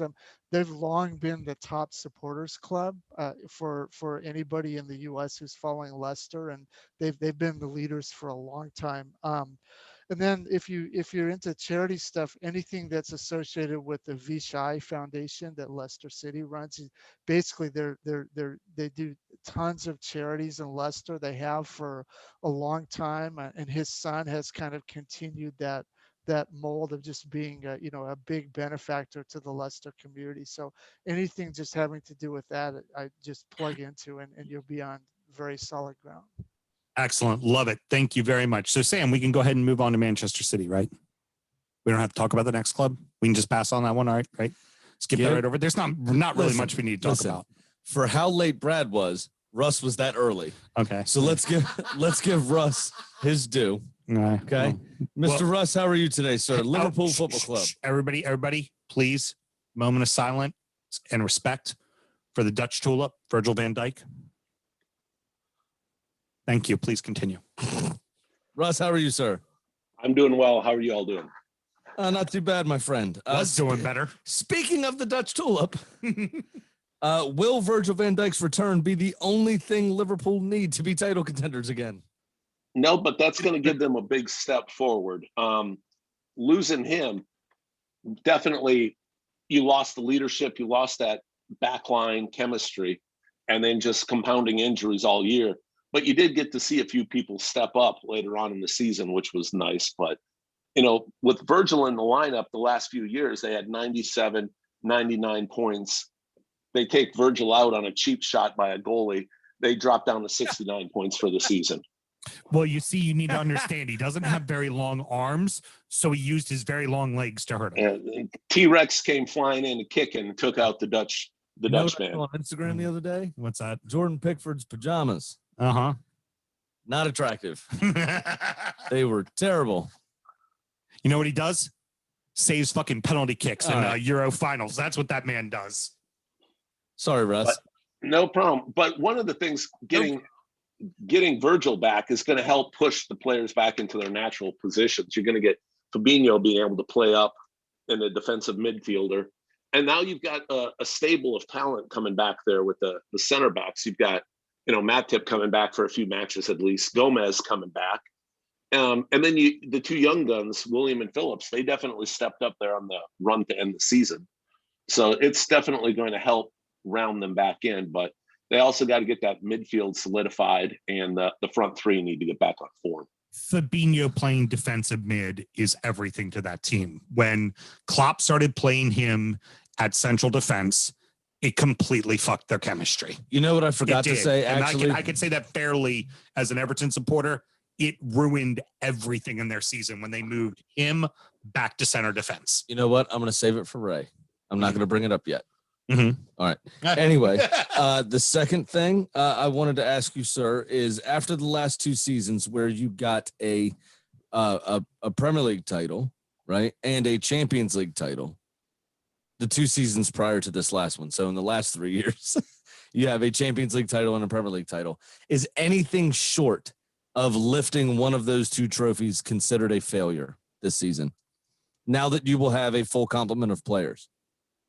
I think that's obviously being a top 6 team. You definitely strive for cups within your own country, not in Florida. So you really want to drive to bring also home. Like to dig at me as well. Well, we don't just need to win cups in Florida. We also take 4 points off our rivals in a season too. Right. I don't see, us dropping 6 home matches again this year like we did last year. But, being in the top 6, you want to spend that money. Unlike, there's 50 million people that aren't in Europe to buy players with. They're going out and finding players, and hopefully they get a few more additions on their midfield. But yeah, lifting a trophy is always the goal at the end of the season. What's really fun? I feel like a League Cup would still be a failure, though. I would say it's 2 specific trophies: the Champions League or the Premier League. Short of that, is it a failure for Liverpool Football Club? I don't want to go out and say you walking alone at that point. Yes, you want that Premier League, but you don't have 200 million to spend like some other clubs do to try to bring in players. Well, come on, you just sold Jordan Shaqiri. Of course you do. You have a ton of money. And they spend it wisely, and they're not bringing in unwanted players. They're definitely trying to fit it in, but yes, definitely going the Premier League title. That's the goal this year. And one of those 6 losses, Sam, at Anfield, Everton Football Club. just want to remind you that one. Yeah, we can't get, of all their losses, I bet you that one stung just a little bit more right there. We can't give 4 points to the noisy neighbors this year. We gotta shut that down first. A Liverpool person using a Manchester United reference as a dig at an Everton supporter is the stuff of dreams for me right now. It's very meta. Okay. It is very, very meta. It is meta world peace, jumping into the stands of Detroit and punching the shit out of a fan. Yes, it is. Well, Sam, I got to tell you. I was just going to say, I'm waiting for the line that makes me have to drink. That they lost the league. Oh, at Goodison Park. Yeah, okay. They did lose the league at Goodison Park one year. That was That's pretty part of my too. DU drinking game that I play every year. Yeah, heard. Anywho, Sammy, you want to wrap it up there with Russ so we can get on to this very important guest that's next. Is there anything you'd like to plug, sir? No, just go out, support your club, sign up for their memberships, their international memberships, go around. In Baltimore, you've got Smallsville that you can go and catch a match. And Northern Virginia, Crystal City Sports Pub, and in DC, Queen Vic British Pub. So go out and watch a match. It's Baltimore, not Smallsville. Oh, Smallsville, sorry. Netflix Alien Town. That is. It's Baltimore's the pub, you cunt. Jesus Christ. Beautiful. What are you doing over there? Sorry, Russ. Making me a very, very happy man. Russ, way to take one for the team. You guys know where I'm at every Sunday morning, so I'm not in these pubs. Yeah. All right. Well, excellent. Sam, are we ready to talk about the champions? We are. We got a very, very special guest here to talk with us about Manchester City.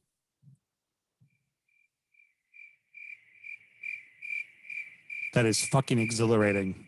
What else do you think? Sam, you want to chime in on this? I Yeah, think. 100 million for Jack Grealish. What do you think about that? Oh, we'd like more. Yeah, I asked a question. We did ask a question to our very esteemed guests. We'd like to hear a little bit more from them. All right, very good. There they are. And now the problem is hey, fair analysis. Okay, fair Hey, analysis. they're more late than I was. I really, I want to say what I said last year, which is, if you don't show up on this show, you end up getting relegated. But then they won the fucking league. But they did start the year in 14th place. More money than God himself. Yeah, pretty much. So, yeah, fuck them. Sam, let's go on to the next one. Raymond, sir, how was work? Sir. Sucked. Did your emergency get taken care of? Yes, sir. Obviously, you're here. Obviously. Good. All right. Good to be here. Do you think that all you really needed was Rafael Varane, who never actually wanted to play for City, or for United? I mean, I'm sorry, he turned them down at least 3 times in his career. And Jadon Sancho, is that all you needed to be as good or better than Manchester City and Liverpool? And Liverpool. And Liverpool, yes. No, you don't get to shoehorn that one in. No. Hey, come on. We have nothing else to do but focus on the Premier League. I'm excited for the signings of Varane and Sancho, but I still think we're lacking to really compete with City.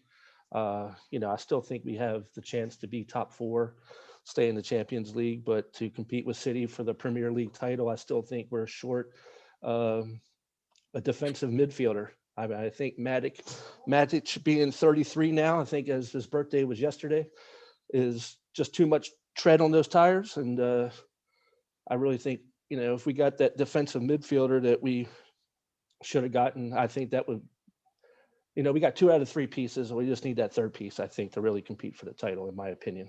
Now, speaking of that, and this is what I was going to say about Leicester, and Mark brought up a good point about Yuri Tillemans being safe this summer and potentially, moving on, is I think you better watch out for Manchester United next summer and Yuri Tillemans. Yeah. They're going to need somebody to replace Fred. Fred is not good enough for that team, period. End of story. No, I agree with you on that one. Yuri Tillemans fills that spot fucking brilliantly. I agree. So next summer, I think you really need to worry about that. That was the point that I was going to make about that earlier, and then decided to push it to here. But so the other question I have, and this is possibly unfair, possibly not. Is Ole Gunnar Solskjaer the real deal? We've all called him the Norwegian gym teacher. He hasn't won anything yet, but he seems to have made some shrewd signings. He seems to have restored, I guess, the respect, the prestige of Manchester United, if you will, over the last few months and year. And does he actually lift the trophy this season? Is he the real deal? Is that what it's going to take to save his job? Because I still think a lot of your supporters aren't sold about the Norwegian gym teacher. Well, Ole's definitely showed some, promising things. I think, Manchester United is a little bit more coherent and promising since Alex Ferguson's retirement in 2013. So he's done a lot. I think Ole was quoted as saying that, redecorating a house, different layers of paint on a painting. So there's a lot of layers that have to be rebuilt in the first. And as you destruct a house or you take away a house, or you're rebuilding a house, it's going to look ugly in the first beginning. And then as everything starts coming together, you can see the final product. So I think, there's some promising things there. I think the signings of Sancho and Varane are a couple pieces that we needed. I think if we can get a couple more pieces, I think we'll be there. I mean, I don't think trophies this year is needed, because especially not the Premier League trophy, but anything can happen in the League Cups. I mean, anything can happen in the Carabao Cup or the FA Cup, or Champions League. We went to the quarterfinals and beat PSG. So I mean, 2 years ago. So I know, but I think the minimum expectation for Ole, he's got to finish in the top 4 this year. I can see us looking at 80 points, 84 points this year versus what we finished, I think, 76 last season. So a couple more wins. But Graham, go ahead. Sorry. I hate to say it. Ole's a damn good man manager. Well, what makes this shit work? But his tactics are a little off. But I think if like bring in the Sancho, I don't know that he is. Well, bringing in Sancho solidifies that right side that we've been missing since Angel Di Maria was there back in like forever ago. It seems like. Oh yeah, Daniel James can't find his way out of a wet paper bag. And Alexis Sanchez that we brought in when Marino was here was just terrible.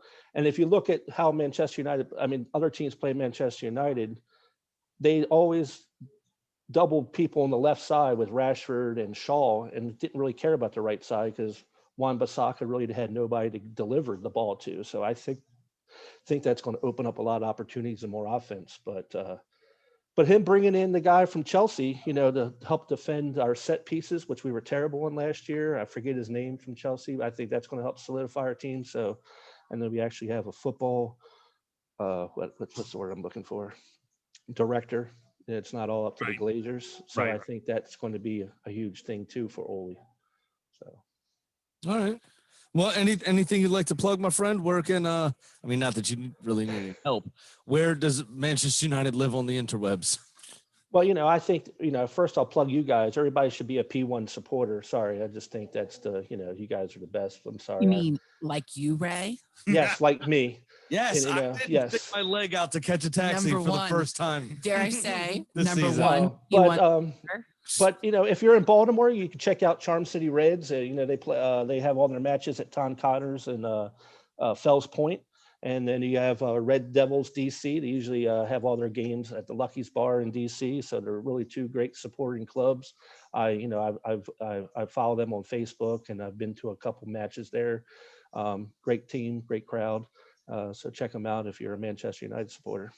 Excellent, very good. Well, thank you very much, Ray. Appreciate it. You're welcome. My pleasure. All right. Well, now here is where talking to the person becomes more interesting than talking about the club. What we have now is 1/3 of the Middle Class Hole podcast.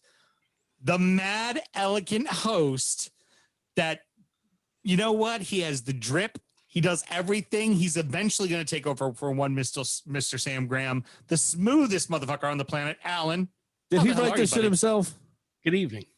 Nah, he writes my shit for me now, bro. You don't got it like me. Oh my God. You don't got it like me. This is Sam, terrible. it's easy when it comes from the heart. It comes from the heart, my friend. By the way, there is a $100 transfer on the line for me to start producing the Middle Class Holes. $100. We're still we're not 100 million. Fuck, that's more of the baby. That's more of the Baby Yoda pages. We may have to take that. We will be announcing that very soon. Hey, Russ, what a job on the books.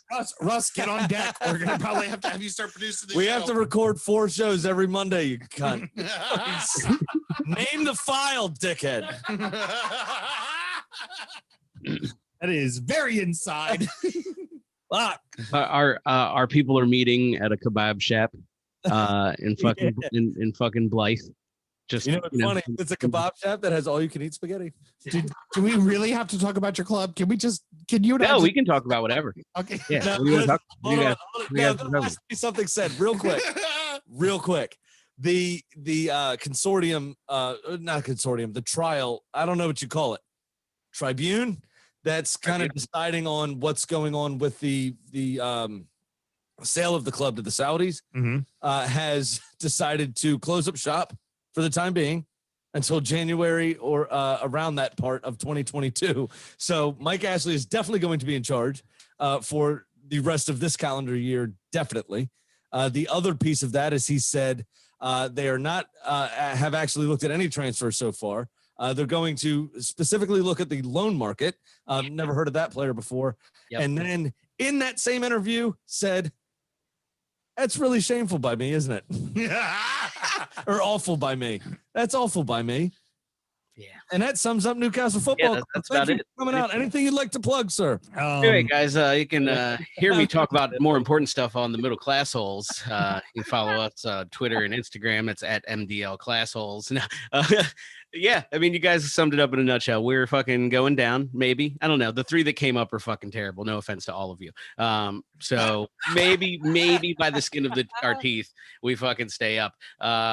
You're but yeah. terrible, but the good news to all three of you, they're a fucking dumpster fire. You know? Yeah, no, we're fucking god awful. We'll sell St. Maximin very soon. If not before the close now, definitely in fucking January. He's out. Almiron probably him and Almiron are gone right before the market ends, and then they're just going to assume a Ryan Frazier on one leg might actually get the ball into Callum Wilson occasionally. Yeah, basically we're gonna just plug John Joe Shelby in anywhere else anywhere that we sell someone. We'll just plug John Joe Shelby in. We might clone him. I don't know if that's an option. I don't think Mike has money for that. Don't you need a follicle of hair for that? Yeah, that's tough too. That's the easiest way to get DNA. So 6 points on Everton, worst team ever, beat the Derby County record, go down. That's how it's going to end up. Yeah. I mean, look, man. Even as a group, like my group of supporters in Baltimore, it's just we're done. We're like, yeah, this is cool. I guess I got this new shirt. This new shirt's nice though. Castore. Hey, Wolves. Is that who else did it with us? Who else pulled the trigger? These are nice. These are very nice. At least they're not the cheap tat that fucking Puma was making. We don't get bags full of free Lonsdale when you order it, so that's plus. So yeah, it was good. You know what? The drip is still solid. You look mad elegant. That's what's up. That's all that matters. This is a nice top. I don't know. Like I didn't know what to think about these guys. I like how we've moved on to just clothing. Fuck this club. I was just about to say the Newcastle segment is about the kit manufacturer. It's about the kit. It's top notch.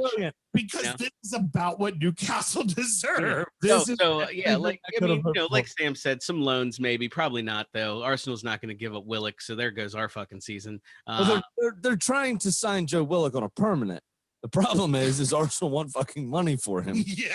So and Mike Ashley ain't giving you money. Money? No. Mike Ashley said money. That's the thing I keep. I have pending tax cases. I take money on the continent. I can't do that. I have oversized coffee cups to sell for bucks. I like to think that he always cut some people like a half a percentage of the club shop earnings. Now he can't do it. I can't buy a player, Sam, if I have to discount tracksuit bottoms to move them out of Sports Direct. Okay. Sam, charity case. Where do you think that money comes from? You should just gift him the player. Seriously. I love the other thing is football clubs in general are billionaires' cocks, right? They just love to play with them. They're the little playthings. They do whatever they want. It's fine. No problem. Mike Ashley's like, no, I don't like playing with my cock. I don't want to play with my cock. It's just there. It's just there. We don't look at it. We don't talk about it. Mike Ashley's a Mormon. That's what it is. That's what it boils down to. Now make me money, you. Make me money. Yeah. He just looks down at it and yells, give me money. Make money come out. That's what I want. That's what I say too. Never turns into a money shot. Never does. Not a chance.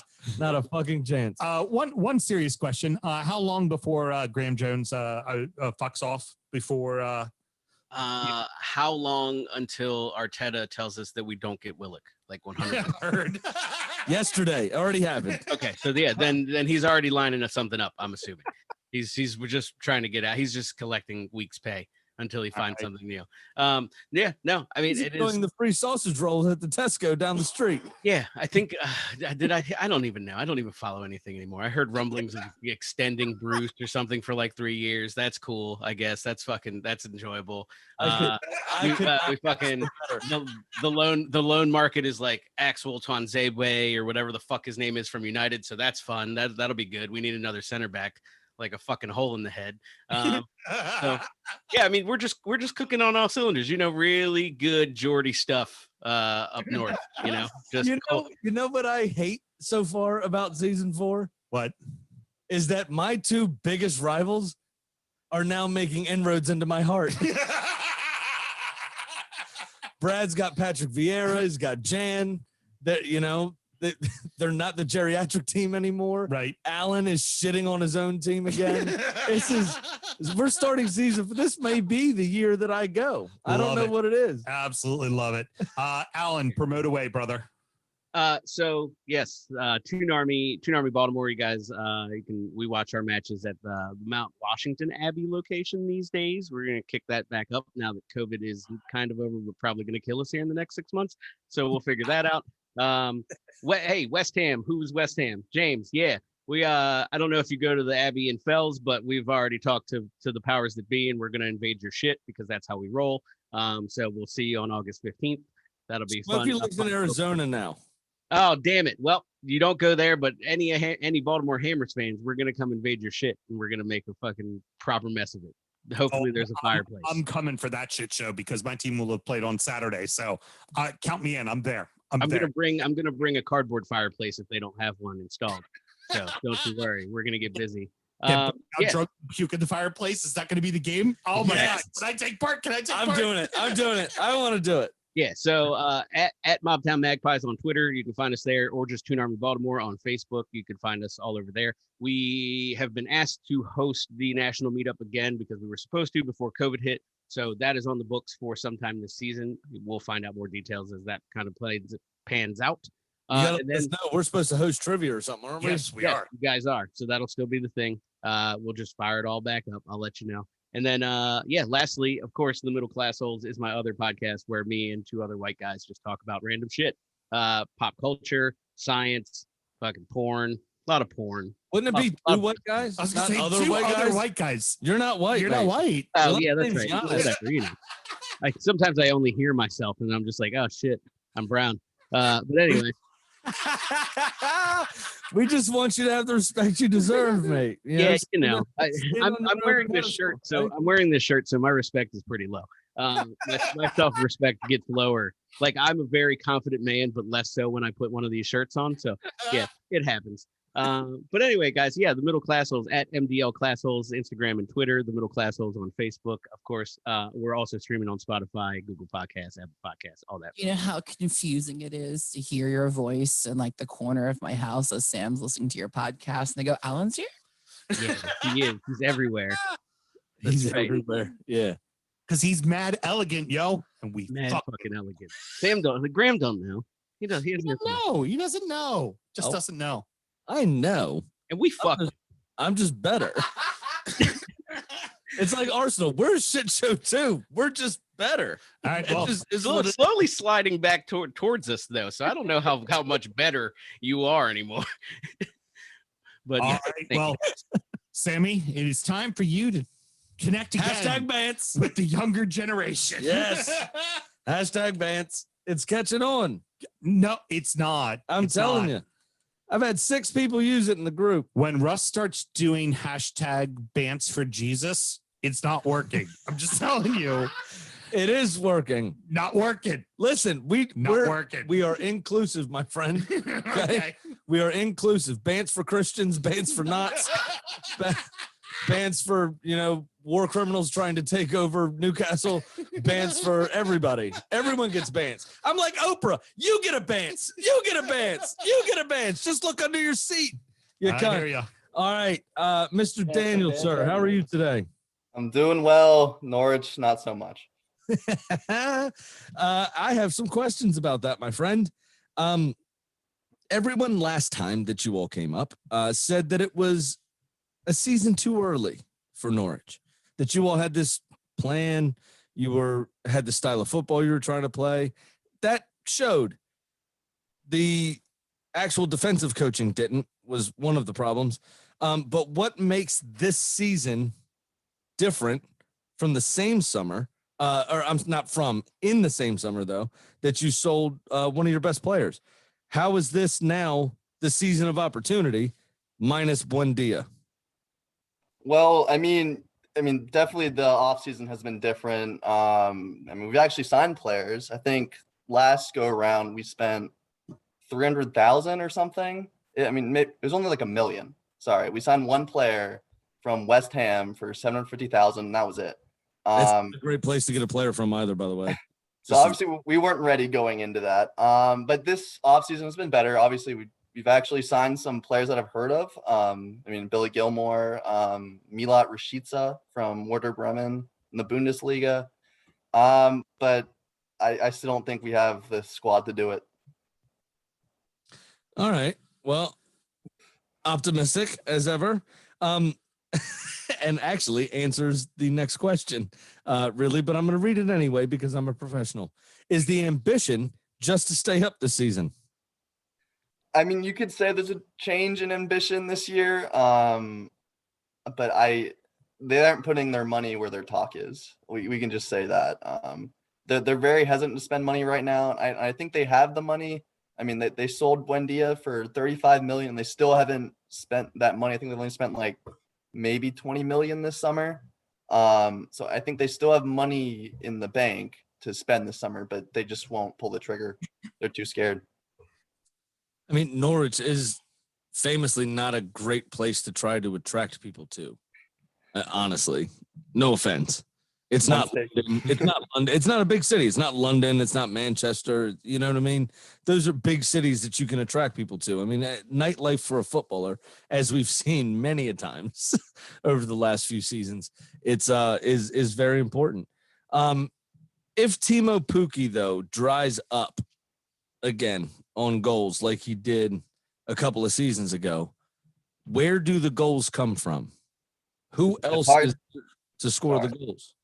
It's hard to say right now. I think you'd have to be looking at Todd Cantwell on the wing, but he's linked with Villa right now. So Villa's looking just to clean us out, unfortunately. Other than that, I mean, we have a backup striker in Adam Ida, but he's really unproven at this point. And the offense is actually looking quite fragile right now. I'll just say that. Not great. No. Well, I was thinking full of beer, whiskey, 120 proof at that. Well, that is pretty grim outlook, my friend. Yeah, I mean the squad depth is sad to look at right now. They just dropped the squad numbers, and just looking at the list, I think we had 26 players in the first team right now, which is small for any Premier League side. So, I mean, we're going to need to sign at least 4 or 5 more players just to really have a good shot this year, but we'll see. You know, after our conversation a couple of weeks ago, I was really excited about the enthusiasm of the younger generation, Sam. Mm-hmm. And after hearing Alan, who's older than me, a second ago, be disparaging about his own club, and then now hearing this is actually quite sad. Aw. Hashtag bands. Hashtag sad face. I know. Hashtag sad bands. Hashtag no pants. Hashtag drama. Her drama. Well, anywhere that Norwich supporters, like-minded, sorry old sods can find your club on the old interwebs here in this country. So you can find me on Twitter at Virginia Canary. There's also a new supporters group in the US. It's mainly on Facebook, Americanaries. They really like to put that alliteration out there. But we're still growing that. But you can DM me if you want to try and get into that. Hey, they retweeted us and they plugged the show. So Americanaries, they're all right. They're good. All right. Yeah. Fair enough.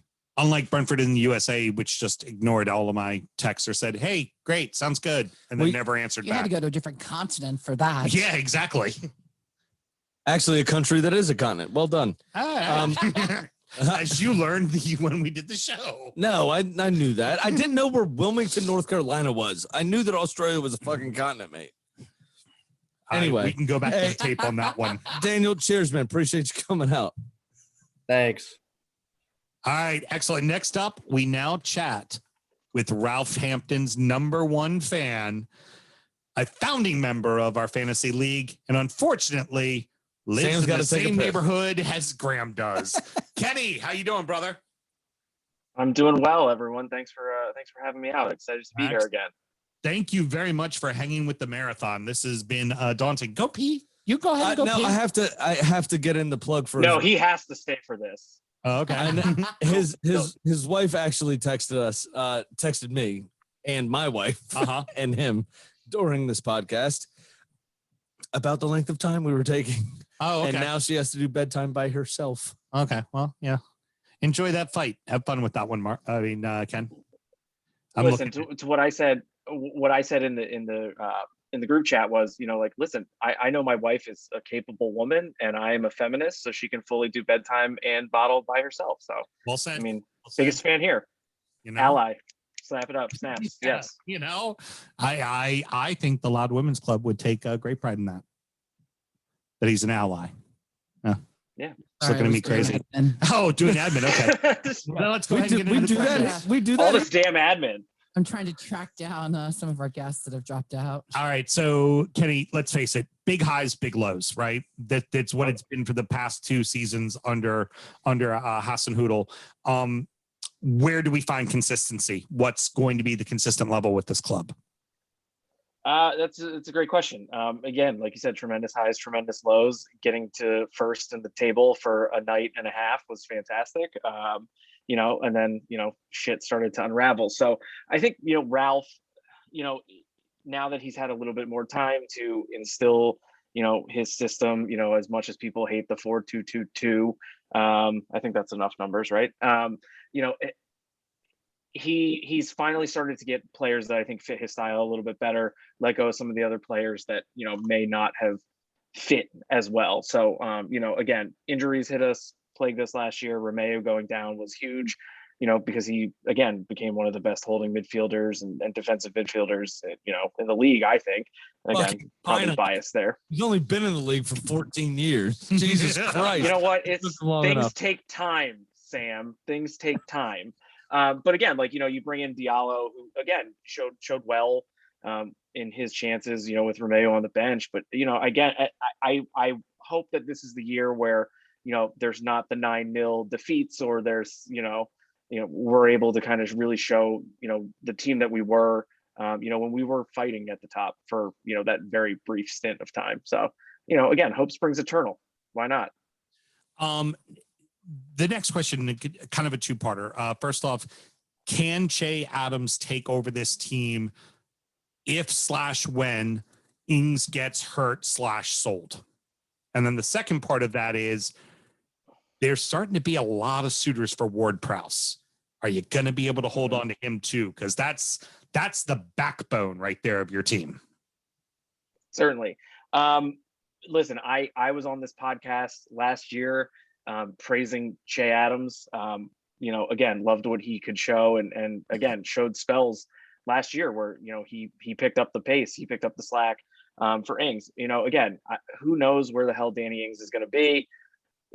It's Tottenham, it's City, it's Tottenham, it's City, it's Tottenham's cooled off. I don't know. But, I think, again, Ralph has some pieces to play with. I think we've scored 9 goals in 3 preseason friendlies. None of them have been scored by Danny Ings. So that's something to be said. Nathan Tella showed a little bit last year. Again, young kid, but hey, why not give him a chance? Obafemi, who was, hurt last year, he's back. He's showed well. Bringing Mo Elanusi back from Celtic, who was on loan last year, had some assists in, the Champions League. And, again, I think he ended up with like 14 goals, 6 or 7 assists. I mean, there's definitely some other options there. Again, if the style works and if the pieces fit. So again, could Che Adams do it? I certainly hope so. But I think there's some other options as well there. Again, with some of the younger guys, giving them a chance and just kind of saying, hey, let's go after it. The captain would love to keep Ward-Prowse. I think we told Villa to politely fuck off because I know they were chasing after him. But I think, they're very, firm in that he is not for sale. Now, again, I would also say that too, unless somebody bowls me over with, a large offer. So, right. Again, I think ultimately at the end of the day, Southampton, again, the way they built through the academy and being smart and, trying to make our money off selling players like Van Dijk and, trying to get some maximized return. again, if somebody bowls me over with bowls us over with an offer for James Ward-Prowse, I'd say, why not? But again, that's not for me to make. I'm just a fan. I just live and die by the chance of, hey, at least I know 45, 50 minutes into a game, whether or not we're already down 4-0 or if it's actually going to be one worth hanging in there for the full 90. So. Excellent. Where are Southampton supporters meeting in the Baltimore, Maryland area? So there used to be a good group that would go out to Sláinte. I think it's kind of died out now, just like our contract with Under Armour. So, I mean, we're just losing Baltimore touches here and there. But again, maybe that gets the stink off of us. I don't know. But again, the place I go to most often is United States of Southampton FC on Facebook. Very active folks there throughout the country. Again, a lot of fun, a lot of back and forth banter, a lot of shitting on Pompey.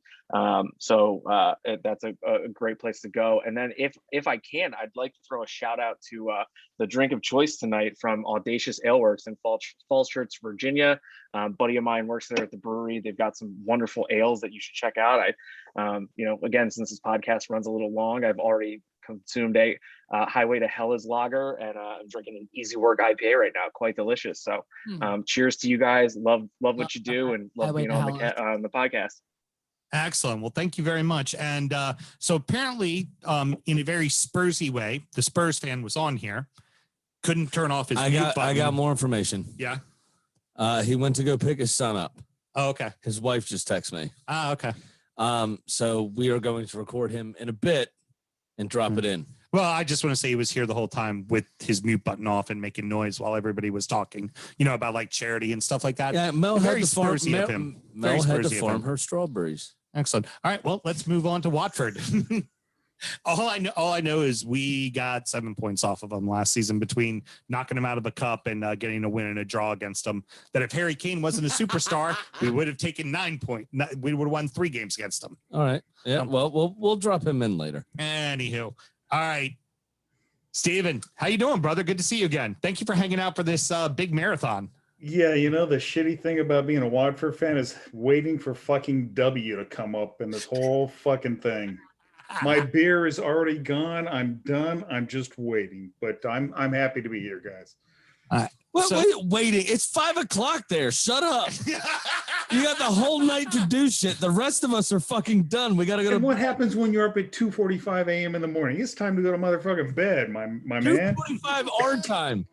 Yeah, come on. So, you've been doing a lot of signing of kind of veteran players, just kind of fill out the roster a little bit more. The most recent one would be Josh King. Do you think that he's going to provide that little bit of extra goals? Because when we talked the last time, it was basically, hey, we need a couple, 2-3 guys to get us 10 to 12 goals each. Do you think Josh King is going to find that form that he used to have with Brentford and help you guys do that? Brentford? You mean Bournemouth? Bournemouth. My apologies. Okay. I actually can't remember such an active transfer window that I've been excited for Watford. We've filled a lot of positions. Josh King is one of them. I mean, he scored 16 and 12 with Bournemouth, I think 2 out of 3 years. But I do think he needs to hit somewhere in the 15 to 17 range this year up front. Another signing, another loanee who's come back, and you won't probably see his name much. Cucho Hernandez, he's a Colombian. He's been on loan since 2017, and I do believe he should provide some very good attacking options for the Hornets down the left side. Thankfully, we're able to retain Ismail Assar after relegation last season, and I do think he's going to return. He's not going to be a big surprise like he was maybe the 2 years ago down that right flank, but I do think Sarr is one that you got to look out for. And then up front, I mean, you can't dismiss Joao Pedro. I know he's only 19, but the kid has a ton of talent. He's like that second coming of Richarlison. So Sam, when you guys bid 50 million for him, I'm okay if we toss him your way as well. Ken Sema had a solid year in the EFL, but again, that is the EFL. That is not the Premier League. And again, longtime captain Troy Deeney. I mean, the fat man can still score goals. You'll see him in the 6-yard box up front occasionally. The 2 question marks we have right now, Will Hughes, Nathaniel Chalabar, are they leaving? Quite possibly. That means we could see some movement in the midfield. We have added Imran Lauza from Nantes and Emmanuel Dennis from Club Brugge. And we also have Peter Atebo on loan from Stoke City. So I think it's been a very exciting offseason for the Hornets. So it leaves me feeling very good for the start of the Premier League this year. Excellent. Now, when we talked about Chelsea, about how they don't suffer bullshit with managers, your owners just don't like managers and typically like to, like, you go, I want to change my shirt. Let's fire the manager. How much rope does he have to do, like, to learn the Prem? I mean, this is a newer manager. He's done a great job defensively. You talked about in the championship, the low amount of goals against. How patient is ownership going to be in the Prem? Well, I don't know. We need to look back at the last couple of years, and I don't know if it's a good thing or a bad thing. I'm a Pozo supporter. I do like how they run the organization, but their manager decisions have been somewhat baffling. We look back to the days of Graham Taylor, and by far he was our most successful manager. But it really wasn't until I think the 90s where A.D. Boothroyd came in, and he lasted 3 years, 176 games. But after that, I mean, it's been a downhill slide. I mean, Watford hired Marco Silva in 2017 from Hull City, and granted, he was unable to keep the Tigers in the Premier League. I did feel he was a very good fit for Watford until Everton made their unwarranted approach and stole him from us. But just 5 points in 30 from 10 games in January of 2018, and he was gone. We brought in Harvey Gracia, and now he wasn't the most coveted name, but he did a fantastic job, kept the team in the Premier League, finished 14th, and that was followed up by an 11th place finish the following season after we started 4-0, and we did come back and beat Spurs. I got to pimp that. But he was dismissed in September of 2019, 66 games. So that starts a revolving door. But I did feel that Gracia was a man for the job, respected by the players, backed by the supporters, but the Pozos, I mean, they keep all their managers on such a short list that if the results come unfavorable, I mean, you're not going to be benching players. You're going to be moving managers. So he was moved. So basically, since Silva in 2018, Watford have gone through fucking 7 managers. Gracia, the only manager, more than 22 games. You can't be successful if you have a manager who only manages 22 games. It's impossible. So will ownership be patient with Cisco? Recent history says no, they won't. So regardless of the 3-year contract he signed, if Watford slides in October, which is traditionally when we slide, I think Cisco's going to be out, and that carousel of managers is going to be fucking spinning again. Unfortunate. So go ahead and plug away. Where can Watford fans in the United States find one another? You know, good question. I don't follow any of them. I live in Baltimore, but maybe Blythe would be a great place to start. But I'm at 6goal on Twitter and hashtag FPL Beer Club. Those are my 2 big things on Twitter. So appreciate all the fun here on the show. Absolutely love it. Sammy, the international man of mystery, is with us for the first time. Take it away. We got to be quick too, because the Arizona sun not only lights his blunts for him, but it also kills his phone battery. So we got to get him done quickly. Mr. Smokey, how you doing, sir? He's got to unmute himself first. There he is.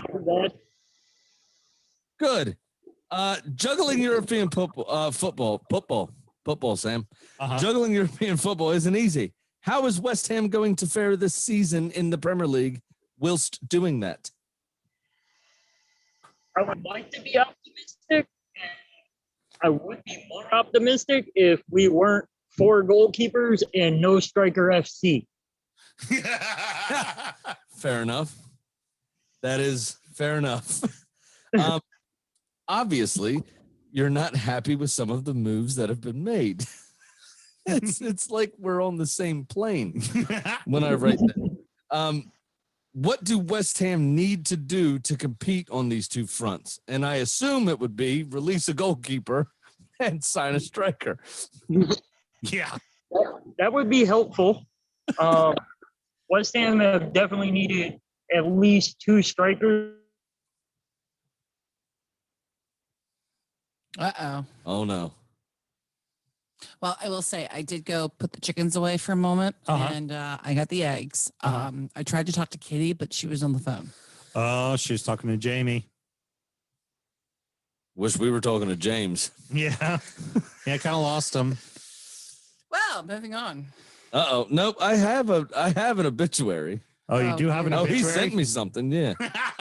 in case this could not work. Okay, well then go ahead and read the obituary. So I will do that then. It's a shame. Nice to hear his voice for the first time, though. Juggling Europe and the league. We would like to think we could do both, but with lack of investment from the board, looks less and less likely we'll do well in either. West Ham have needed at least 2 strikers for the past few years. Antonio's hamstrings will not hold up over both competitions and is a winger by trade. I'd argue wing back, but that's okay. We've only brought in Areola and 3 or 4 academy players that have shown promise in preseason, but that's still only friendlies. We need at least another center back and center midfielder cover on top of those strikers. And if we start to struggle, we have to stay with Moyes. I asked him, where is it? I said, do the Dildo brothers stick with Moyes? They've already abandoned him once. And if things start to go wrong now, do they ditch him? And he says, if we start to struggle, we have to stay with Moyes. As much as I did not like the hiring the second time around, he really has the backing of the players. He has gotten the best out of some of our fringe players, but not sure he has the pull to get the big name signings or marquee signings we might actually need after his previous stints. So I would argue that's also just West Ham Football Club, not necessarily David Moyes. Pretty much. Pardon me, David Moyes.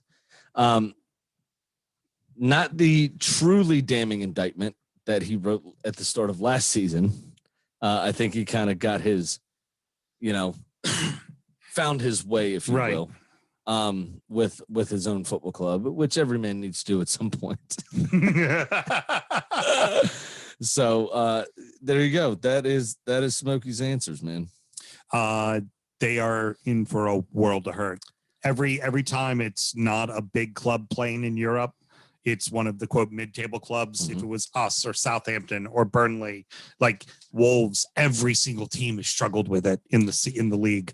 They struggle with it. Yeah, I honestly am worried for them as well, to be honest with you. I don't think they're going to be relegation contenders because at some point, I figure around the 3rd game week of the Europa League, David Moyes will decide to pack it up and fuck it. Let kids play. That's what he's going for. Right. You know what I mean? Yeah. And focus on the league. Yeah. So, but I don't think they're going to have a tremendously good start of the season. No, really it's going to be tough. I see them being like 15th, 16th place for like well into December. And there being a lot of questions honestly, asked. The Areola signing, Lucas Fabianski is probably the one player that they could sell, honestly, besides Souček, which would decimate the whole team. Yeah. Same with Declan Rice, right? So the big deal would be Lucas Fabianski. You signed Paul Areola. Paul Areola. Fuck me. Plays for DC United. Yeah. Not him. The goalkeeper that played for Fulham last season that was owned by PSG. Yes. You sign him. Great. So move Fabianski on for 35, 40 million. Right. And then use that money to buy a striker. Right. But that can partner and share the responsibility with Antonio. Right. But it is what it is. Why aren't they on the phone with Manchester United right now trying to do everything they can to get Lingard on their team? Why isn't Smokey on the phone with us? You know what I mean? Well, these questions happen. He needs to stay under the radar. He doesn't always have the best internet service because, he's an international man of mystery. We have discussed this before. Because he always chooses to live in the middle of fucking nowhere. That's what it is. He's in the woods in Maine, and now he's in the goddamn desert. Okay? Sorry, Russ. I didn't know you were still here. All right. Well, then I guess we're going to do Mark in post with talking about Tottenham. So let's go ahead and get. Or I'll do it in post. Which I can't wait for. Let's get to our last team. Holy shit, we got through it. My good man, we got through it. Guys, we're out of time. I'm so sorry. That is the end of our bandwidth. So he's stuck through. He's here. He sweated through the whole thing. So our boy Paul from the Whole Lot of Wolves pod today reached out and was like, sorry, I got to cancel. I can't help. But I got Danny, who knows you guys from the Monument event. Came to the live show. That's right. Starting to kick off the Baltimore Wolves chapter. And he's like, I'll get him right now for you. Why? Because Paul is a professional. And that's how it rolls. So And so's Danny, ready at a Yes. moment's notice. Ready to go. I mean, I got the email immediately. We talked immediately. Everything was set. So Ready to sit and wait for a full hour and 15 minutes to have his moment in the sun. 2 hours. Fuck, are we at 2 hours? Jesus Christ. Danny, how you doing, brother? Good. Hey, I'm working from home. What the hell am I doing? That a boy. Atta boy. So no more Nuno. Now what? Oh, great question. And I wish that any Wolves fans knew. But the real answer is, another Portuguese manager on the George Mendes carousel by the name of Bruno Lage. There are a lot of things to be excited about him and a lot of things to question about the choice. So pick your side, and a lot of Wolves Twitter has picked the sides. Oh, no. What's the general temperature? I'd say that there's a fair bit of excitement over the fact that he likes an attacking brand of football, and Wolves notably didn't have that last year. Very much brand of football. Yeah, so hopefully you won't have to change position too many times when you're watching Wolves games at 7 a.m. to try to keep yourself awake. Obviously, we had very notable struggles last year, and none more so than Raul Jimenez having that horrible injury back in November. The good news from that is that he's back. The good news from that is that David Luiz is gone. Right. Not a big risk of it happening again. Yeah, if you want a good laugh, look at any tweet about Jimenez being back on the mend and go through the Wolves Espanol Twitter feed and see what the replies say there. see what Mexican fans have to say about David Luiz. You know what? They're very, very gracious, as we saw just the other night, as Estados Unidos beat them twice in a month in finals. And they're gracious people. I'm sure they were nothing but respectful to David Luiz, as it's how they roll. And they are the gold standard bearer of how to be polite on the pitch and off the pitch, the Mexican supporters. No doubt about it. That's for sure. Well said, Sam. Yeah, it's not easy lying. It's not easy lying. I thought I did a pretty good game face there. So with it being another Mendes kind of agent situation, do we feel like that pipeline's still going to be there as far as continuing that level of talent that, I mean, we jokingly call it the Portuguese national side, but it's worked so far. It ain't a bad idea. It's worked. Is that pipeline still going to be strong? There's no question it's still going to be what they're looking at mostly. And you can tell already I'm wearing the Wolves Portugal FC third kit from last season. But yeah, we're still on that train. The main incoming this summer has been Francisco Trincao on loan from Barcelona, and that's just another George Mendes machinations. Him and the ownership of Wolves have a tight relationship, as we all know, and so that's always going to sort of be the carousel that we're on. Same by the same token, Rui Patricio, goalkeeper, is now out to AS Roma with Mourinho, and we've got in another George Mendes goalkeeper in the name of Jose Sa from Olympiacos. So I mean, that's just the way it's going to keep going. It's worked well for you so far, so why bother changing the system, Absolutely. Why bother? But you are beholden then to George Mendes, and that is potentially an issue. You're still in the. No, I get that. No, I understand. It's just, if for some reason that pipeline dries up, which the pipeline never dries up. It's George Mendes, right? He's one of the most respected agents in the game. The problem is he's a fucking agent, mate. And if somebody comes in with more money than Wolves got, he's going there. He's going there because he gets a bigger cut. Now he walks around in tattered tracksuit bottoms and fucking extended V-necks and shit, and looks like an old school peasant. But the dude's got fucking $300 million in the bank. Yeah. You know what I mean? And money talks. So that's my concern with Wolves is, when is that bubble going to break that they can't pay what Mendes wants? True. Yeah, that's always been a concern with at least a certain segment of the fan base. The other argument is that the owners of Wolves Fosun International from China, they own a part stake in George Mendez's agency, Gestafood. So it's maybe not as simple as a one-way thing, but it's certainly extremely complicated. None of us are at that level. Right. Well, his wait a second. You just opened up a can of worms here. That's right. It's all a can of worms. George Mendez's agency is named Gestaboot. Gestafoot, F-U-T-E. Okay. Gestafoot that's going to be running around for your club next year, Wolves. Gestafoot that's going to sign for you. Yep. Because you don't know who it's going to be. It'll be somebody I got, though. Promise you that. All right. Well, enough of the Mendes show. Danny. Enough of the Mendes show. We've gone long enough on that one. Danny, tell us what you're trying to get started with here in the Mid-Atlantic region with Wolves. Yeah, it wouldn't be a Wolves segment if we didn't spend a third of it talking about George Mendez. I just started up a Facebook page and a Twitter account. Both of them are Baltimore Wolves, just trying to connect with Wolves fans in Baltimore. I've met a few of them from time to time, but now we're just trying to find a place to all hang out together. Also, have to mention the Wolves USA Facebook group, which is reasonably active. That one's run by Chris Wood in Ohio, not the Chris Wood at Burnley.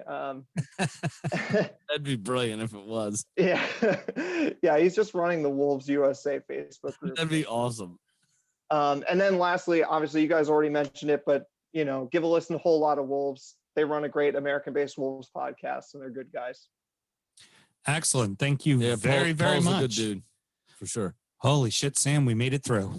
We got done, kinda. We still got to wait on Mark to get back. Eventually. We're going to go ahead and just record the next show. We're going to go ahead and do Patreon. So yeah, someone wanted to find Patreon. How would they go about doing that, Mr. Well, Graham? it's very simple, actually. And I was not the first one. Just want to make it known again that I was not the first one that stuck the leg out for the taxi. Okay. Still a whore. Ray did it. Still a whore. Right. Whore. www.patreon.com/GU Football Show is how you find that. Sign up to one of the top two tiers, the $5 or $9 tier, because $10 is too fucking much. I didn't ask Mel because she's very busy doing something business-like. I even unmuted myself to say because $10 is too much. Her thumbs were working a mile a minute, and so I didn't want to disturb her. But so Mel, why do we only have a $9 tier? Because $10 would be pushing it just a bit too far, and we like to take Ray's money. And Ray sent me a message saying that if we ever went a penny over $9, he would stop being a P1. Heard. Fair enough. Ray's like, no lies detected. Yeah. But then if you do that, sign up to one of those top two tiers, you would then find both Soundcheck and Injury Time, which are our pre-show and preview show for the upcoming week. Lovely. Well, any parting words, Sammy? Just a real quick admin note. We are not going to bet the first round of games. Right. That segment is back for the season. Don't be worried. You can laugh at me all you want in the closed group, which is Drunken United FC, actually, on Facebook. So you won't be able to laugh at me the first week because we're not going to be doing betting for the first week. If you show up at the Preakness, you never bet the first race, my friends. That's how that goes. So excellent. We'll be picking that segment up on the first proper show of the season for the second week. Lovely. Next week, everybody, it's going to be our super draft show, shit show spectacular. And then we get into the season. And the drunken recap show. Exactly. Till next week, everybody. Guten Nacht, Timo. And we're clear. Well done. That was fantastic. We've made it. Anybody want to guess how long that was? Any guesses? 224. 210. No, he was right because you can see it over my shoulder. Fuck me, Christ. His first guess was an hour 15 a couple minutes ago. Yeah. Well, then Well, that's because I told him we were already close to 2 hours. I just stopped giving you guys. Now you understand why his bets are always off. Yeah. We're gonna jump up, just grab some beers real quick, and then we're If gonna you guys, record. Yeah, if you guys want to stick around for injury time, you're welcome to hang out. I won't close the Zoom. Yeah, we're gonna record injury time if you'd like to hang out. Otherwise, thank you for being here. Brad, thank you. Danny, thank you for hanging out for 2.5 hours before we even got to you, dude. Yeah. I'm Jeez. gonna whip out my What the hell am I spicy doing? pickle monster. Oh, there we go, Jekyll. Turn your camera off before you do. No. I got people His fired from spicy CNN. pickle monster. That would be the greatest penis name that ever existed. Hey guys, let me know when this is gonna start, and I don't want to be late. Hey, Brad, I was very close to calling my mom. I mean, she would have been better. No.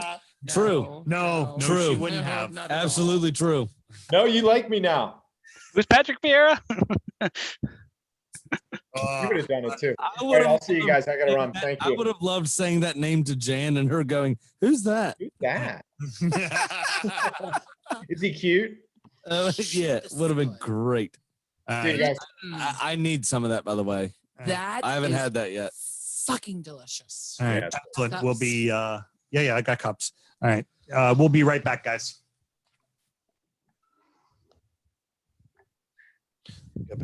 Guys, that was very well done, y'all. Thank you very much. Did the whole computer just fall? It did. Good thing. Fucking Good thing shit. that my camera wasn't on. Jesus Christ. You're gonna have to re-record this segment, and We're not re-recording a fucking I thing. just deleted the whole file. I'm We need to- exhausted. Get No, her back on. Let's do it again. not a Put on a chance. pot of coffee. Let's do it. Oh, here, I can stop recording this one. Coffee, we don't serve that here.